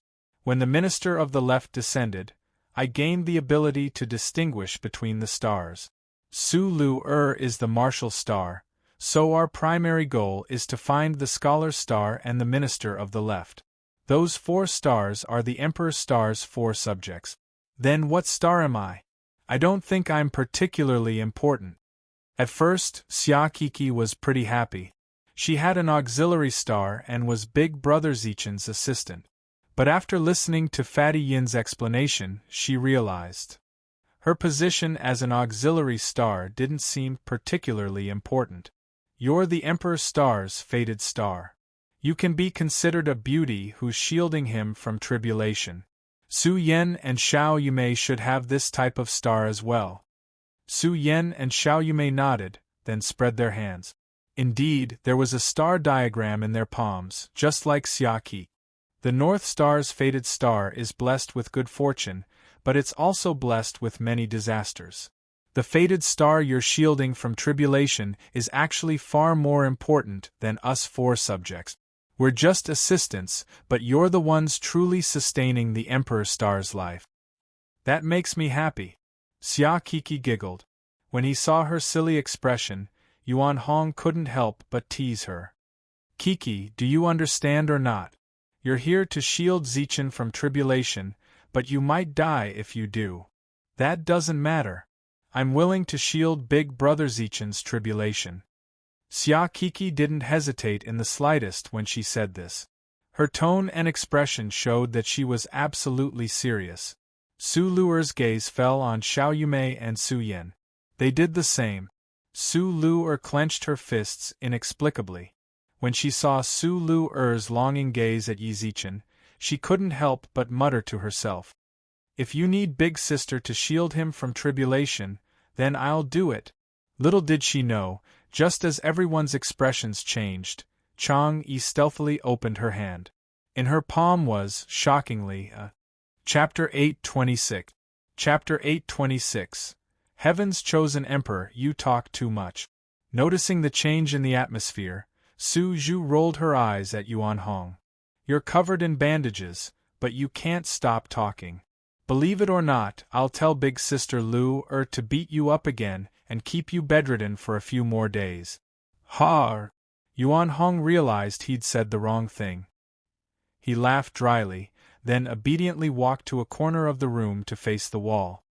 Don't interrupt. Fatty Yin's expression grew unsightly as he watched everyone in the room joking around. As the minister of the left, he was the Prime Minister's star. He had to put the Emperor's star first, scrupulously abide by his own rules and plan for the Emperor. When he saw that everyone in the room had restrained their expressions, he finally opened his mouth.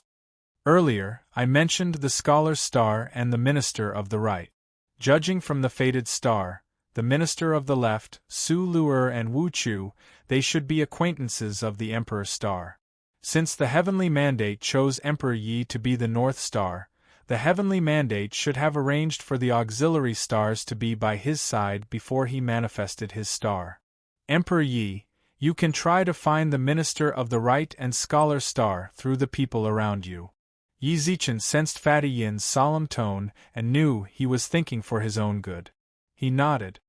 I'll be careful, but I've only just manifested my Emperor's star. Besides, you've been watching over me and Lil Yen for so long. You must be tired. How about we put this matter aside for now and discuss it another day? That's fine, replied Fatty Yin without the slightest hesitation. Then, let's go. Everyone left. Before long, only the three Su sisters and Yi Zichen remained. They all looked at him. Sensing their gazes, Yi Zichen couldn't help but arch his brows. What are you looking at me for? Go get some rest. Emperor Yi, said Su Luer through clenched teeth. This is our bedroom. If you stay here, do you want us to sleep with you after you've manifested your Emperor's star? Ahem. I'll leave now. Yi Zichen hurriedly left the residence. As night fell, he gazed up at the stars. He gazed at the North Star. Heaven's chosen Emperor? Just as he gazed at the North Star, the last two stars hovering around the Emperor's star also descended. Give me braised pork. The ahog on the top of the young man's head was murmuring with drool dripping from its mouth. He kept rolling on the bed and biting one of the young man's arms. Why is this meat so old? Waiter, give me a new one. After murmuring, he flipped over again, and a star fell on his chest at this time. A star map stretched out from his chest, and the star Right Minister. There shouldn't be any problems with this deduction, right? The old man, who was already in his twilight years, sat on a stone platform covered in moss and murmured. From his face, the old man was like a candle in the wind, but his eyes were pitch black and bright. Swoosh! A beam of light pierced through the air. The old man, who had his back to the beam of light, smiled faintly and stretched out his palm. The Emperor's star has appeared, and the auxiliary stars have descended. I can't believe I'm the Emperor Star's auxiliary star, Wen Chu. The old man muttered in a hoarse voice, but his eyes were fixed on the somewhat dim star map in his hand. It seems that the end of my life is near. With a disappointed sigh, the old man pushed himself up from the stone platform. This was his favorite place to be alone. In this space, this was the only place where he could see the lush greenery. Apart from here, when he raised his head, all he could see was a dense purple demonic aura. Grandmaster Su. At that moment, a brawny man emanating demonic aura appeared in front of the old man. Get out! Bang! With the old man's explosive roar, the brawny man fell backward, only stopping when he retreated into the purple aura. This was his last patch of Greenland. He wouldn't allow any demons to taint it. The brawny man didn't dare say anything after taking the blow. He simply endured the pain in his chest and bowed. This subordinate knows his mistake. Please forgive me, Grandmaster. What is it? Asked the old man. The king has asked you to come to the altar. Tell him I understand. I'll be there in a moment. Yes. The brawny man clutched his chest and left. The old man glanced longingly at the moss on the ground, then wiped it away with a wave of his right hand. Enough. Just as he was about to leave, the North Star in the sky lit up with starlight once more. The old man suddenly stopped. His fingers kept forming incantations, and his lips moved. How could this be 2 emperors? At the same time, Bayan, who hadn't received the Emperor Star's illumination, lost his temper. As far as the eye could see, the surrounding mountains were filled with traces of his anger. The Emperor's Star. He'd waited 100,000 years, only to have it illuminate for someone else. He couldn't take this lying down. At that moment, the North Star shone brightly once more. Boom! Bayan's ruler aura erupted at the sight. 2 emperors. It was actually 2 emperors, and on the same day. And these 2 emperors were not him. Tianming, are you trying to anger me? The heavens are about to change. The patriarch of one of the ancient clans let out a long sigh. The Lord of 7 Stars had descended, the North Star had illuminated, and the auxiliary stars had descended.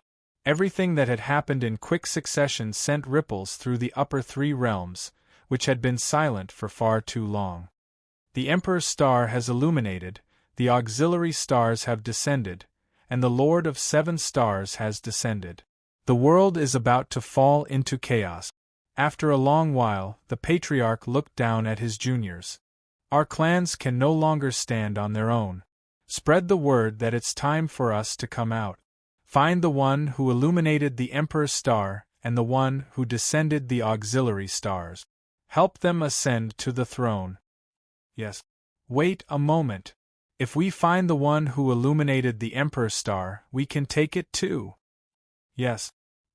His subordinates left the hall, and the old ancestor closed his eyes. 2 emperors. 2 emperors. At the same time, quite a few of the ancient clans of the 3 realms chose to come out. The heavens had chosen 2 emperors, so these clans couldn't stand on their own. They could only choose one master or seize their fate. As for the one who illuminated the North Star, I knew it. I'm the one chosen by the heavens. Within a hall shrouded in immortal mist, a monk knelt before a statue of Buddha, his hands clutching Buddhist scriptures. His eyes shone with a fervent light. He clutched his kasaya so tightly that the veins on his arms bulged. The heavens haven't forsaken me. Only when the heart is free of distractions can one comprehend the true essence of Buddhism. An ethereal voice suddenly transmitted into the hall. The monk hurriedly prostrated himself on a prayer mat and kowtowed. This disciple will remember. You are naturally intelligent and have excellent comprehension skills. If you properly comprehend the true essence of Buddhism, you will benefit greatly. This disciple understands. After a long while, the monk rose to his feet, a wicked smile flashing across his face. In the blink of an eye, it was replaced by a sinister light. He stared at the prayer mat beneath his knees. Chapter 8:27. Chapter 8:27. Zhuomo's transformation. The star chart spun, and the sky changed. Yi Zichen sat on the bed, a faint draconic aura swirling around his body. As he completed the final cycle, all of the draconic energy entered his body. He exhaled a mouthful of turbid air. When he opened his eyes, He could vaguely make out the star chart of the North Star. Half a month had passed. Ever since the Emperor's star lit up, Yi Zichen had clearly sensed his transformation. Everything in the world seemed extremely close to him, and when he breathed in and out, the spiritual energy that entered his body was extremely pure. This allowed his cultivation to advance by leaps and bounds. However, he was still being rejected by the upper three realms. He picked up his phone from beside his bed. As time passed, there wasn't much time left for everyone to prepare for the struggle for the three realms. He opened the reputation leaderboard of the three realms. Amitabha of the Western Pure Lands was still at the top, followed by Yi Zichen, the great sacred emperor equaling heavens, Fuxi, the North Star Emperor, and the others. Yi Zichen suddenly arched his brows. He hadn't noticed this before. The great sacred emperor equaling heavens was still on the leaderboard. Before the Jade Emperor ascended, he'd transferred 200,000 prestige points to Yi Zichen, but that wasn't all of it. Given what he had left, he should still be able to get a place on the leaderboard. However, there was no sign of the Jade Emperor at all. Clearly, as long as he ascended, his name wouldn't appear on the leaderboard. The great sacred emperor equaling heavens was still there. That meant he hadn't ascended yet. Isn't his strength on par with the Jade Emperor's? Why hasn't he ascended yet? The ley line has returned to the immortal region as well. What's going on with him? Yi Zichen frowned and closed the leaderboard, then glanced at the red packet server. There was a rare coldness. Most of the people in the group were heavenly soldiers, heavenly generals, or some minor immortals. None of the big shots from before had appeared in the past few days. When he thought about the changes in the leaderboard, he guessed they were making their final preparations for the struggle for the three realms. Knock, knock, knock. Yi Zichen, Yi Zichen.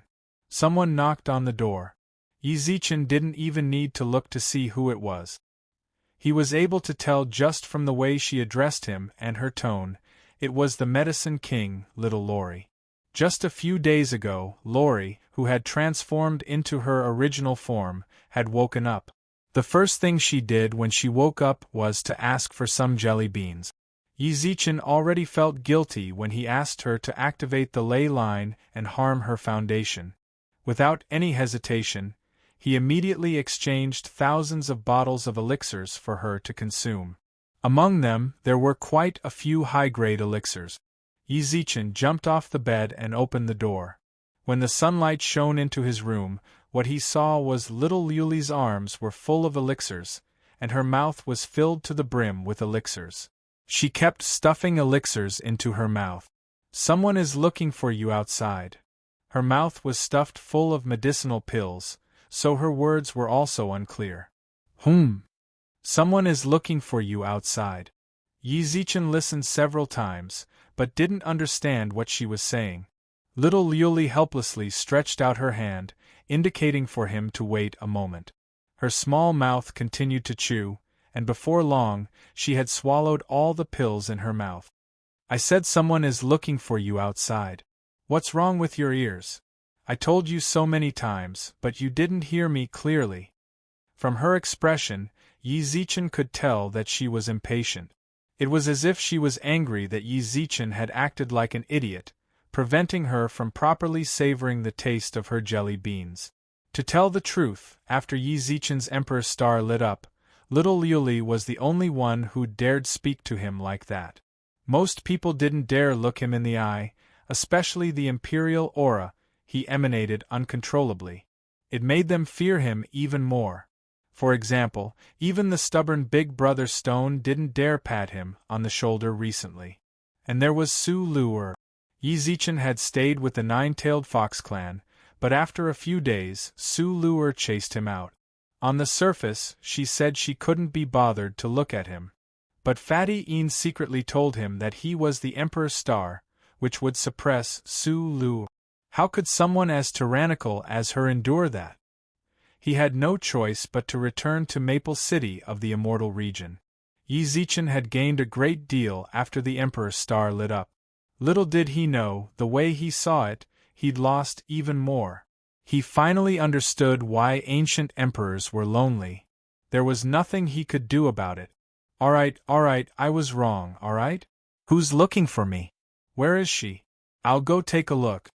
Although he was helpless, he was in a good mood. Zhuemo of the treasure tower is in the main hall. I'll head over right away. Yi Zichen nodded and was about to leave when little Liuli tugged at his sleeve. HM? Yi Zichen turned around in confusion, only to see her blink. Give me some more jelly beans. The amount of pills little Liuli wanted had truly increased exponentially. Fortunately, Yi Zichen was well off. Otherwise, ordinary people really wouldn't be able to support this medicine king. Yi Zichen exchanged a few thousand bottles of pills for her, and placed them in her mustard seed pouch. Of course, she called it a sugar pouch, then rushed to the main hall. Zhuemo sat in a chair in the main hall, dressed in luxurious robes. At some point, she'd cut her long, flowing hair short, but it didn't affect her beauty in the slightest. In fact, it made her seem even more capable. After inheriting the position of clan head, her aura had subtly changed. For example, right now, Zhuemo, Yi Zichen greeted her with a smile. Yi Zichen smiled and walked over. When Zhuemo saw him, her body trembled, but she pressed her lips into a smile, rose and bowed. Emperor Yi, what are you doing? We're already so familiar with each other. Why are you still calling me Emperor Yi? Etiquette can't be ignored. If you keep acting like this, I'm going to get angry. Yi Zichen feigned anger. Zhuemo hesitated for a moment, then said, Zichen. In truth, it wasn't hard to tell from her expression that she still had feelings for Yi Zichen. However, now that she'd inherited the position of clan head, her every word and action represented the treasure tower. She could no longer attribute her actions to a young girl's pursuit of love like before. She still adored him, but she couldn't act like before. Yi Zichen could tell, but he didn't point it out. The way he saw it, this was fine. He already had too many people by his side, and now he had Zhuemo. She loved him wholeheartedly, but he had to divide his attention between so many people. That wasn't fair. It was the hardest thing to accept a beauty's kindness.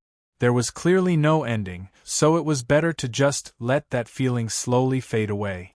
Yi Zichen laughed and coughed, then gestured for Zhuemo to take a seat. You're so busy right now. You earn millions of Celeste every minute. You came to my place this time. It seems you didn't come without a reason, did you? Yes, nodded Zhuemo. Zhuemo nodded. At the same time, she placed something that looked like a letter on the table. Chapter 828. An invitation, what's this? Yi Zichen smiled and picked it up, then glanced at the cover. An invitation. Yi Zichen flipped through the invitation and glanced at it.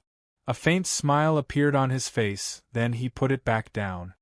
Something's been bothering me lately, so I actually forgot that Zhao Zizhao and City Lord Xie's wedding is in a few days.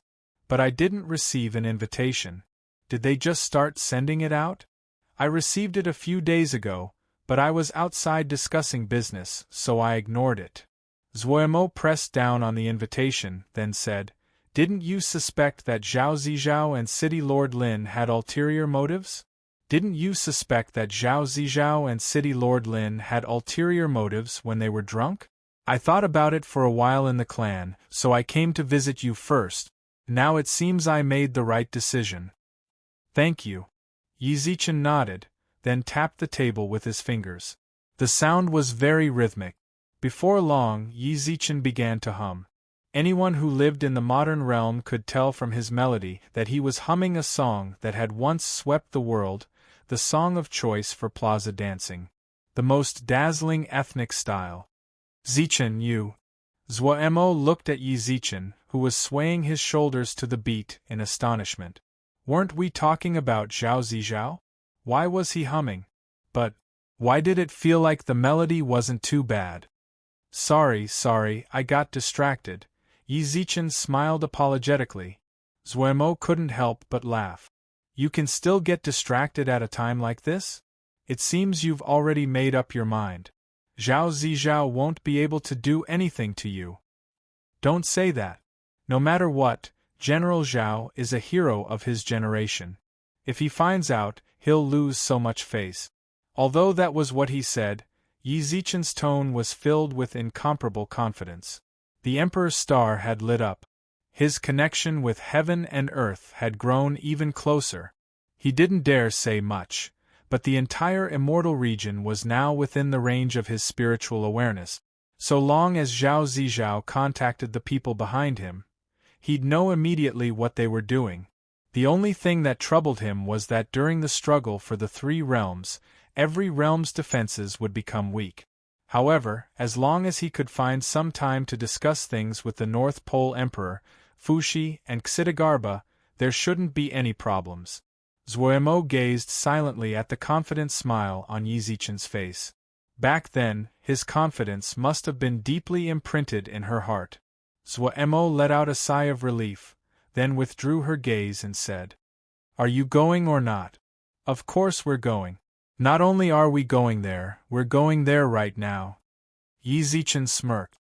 "Let's go in advance so we can figure out just what this general wants. Although I've already guessed a few things, it's better to be safe than sorry." "Alright, then I'll go back and arrange the gifts and attendants. I'll come back to find you later." "Thank you." After sending Zuomo off, Yi Zichen licked his lips and sneered as he returned to the courtyard. "Ahogue. Boss." Swoosh. A cool breeze swept past. In front of Yi Zichen, a young man with a head full of ahogue appeared. He held a chicken leg in his hand, his mouth glistening with oil. "Your physique is really not bad. No matter how much you eat, you won't get fat. If you were in the modern realm, you'd be the envy of countless girls." Yi Zichen looked at the ahogue and shook his head with a smile. "You're probably sick of the food in our estate. This time, I'll take you to a place with a chef. How about it? Is there meat? That's all you've got?" Yi Zichen rolled his eyes. "We're going to a wedding. The one hosting this wedding is a big shot. Do you think there'll be meat?" "A wedding?" said the ahogue after a moment's thought. "I'm not going." "What? There's food there, but you don't go? That's not like you. Isn't it just a wedding? Boss, you don't even give me a salary. How am I supposed to go?" Bang! Yi Zichen smacked him on the head. He couldn't help but roll his eyes. "I'll take you there, and you'll even have to pay for it. Just open your stomach and let me eat. Bring that stick of yours too. Who knows, we might have to fight. If you can knock down one of them, I'll give you 100 Celeste." "Really? Really? It's settled, boss. Just wait and see." Zuomo was naturally swift and decisive. In less than 6 hours, several carriages stopped in front of Yi Zichen's manor. "You're just going to take him?" Zuomo couldn't help but ask when she saw the ahogue clutching a pig trotter. "If your idea is correct, the situation might become more chaotic when the time comes. Your leisure house is a major power now. You should be able to find a dozen or so sky immortals, right? We're going to a wedding, not to cause trouble. Besides, do you really think I need to bring people with me?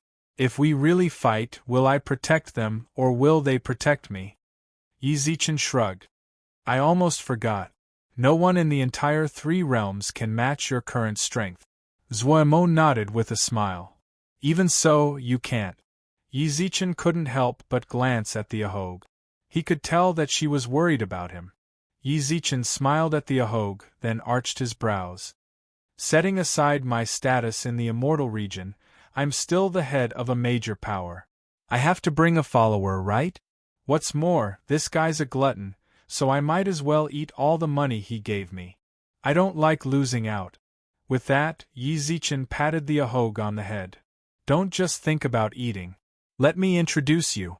This is—" "I know, the head of the treasure tower and the head of the Zuo family," said the ahogue without even looking up. "Family head Zuo, my name is Go Yuzhan. If you can't remember my name, just call me ahogue. I'm boss's. Boss, what am I to you again? Bodyguard." "That's right, I'm boss's bodyguard. My hands are covered in oil, so I won't shake your hand. Hello." Zuomo could tell something was off from his words, but she didn't dwell on it. Instead, she shrugged. So you're going to eat all the money back? You've got to hand it to me. Yi Zichen chuckled, then shrugged. I can't help it. My family is poor, so even a single Celeste has to be cherished. But you, don't tell me your carriages are all filled with wedding gifts. Zwoemo, even if the treasure tower is rich, you can't be so wasteful. If you really have too much money to spend, why don't you invest in the leisure house? I haven't even given them their salaries in a while. Don't mess around. The leisure house's faction was growing stronger and stronger. It was already on the verge of becoming the #1 faction. Only an idiot would believe that they lacked money. Lin Shiha and I are actually close friends, so I naturally can't be too stingy with her wedding. But Zichen, I have a favor to ask of you. What is it? Said Yi Zichen.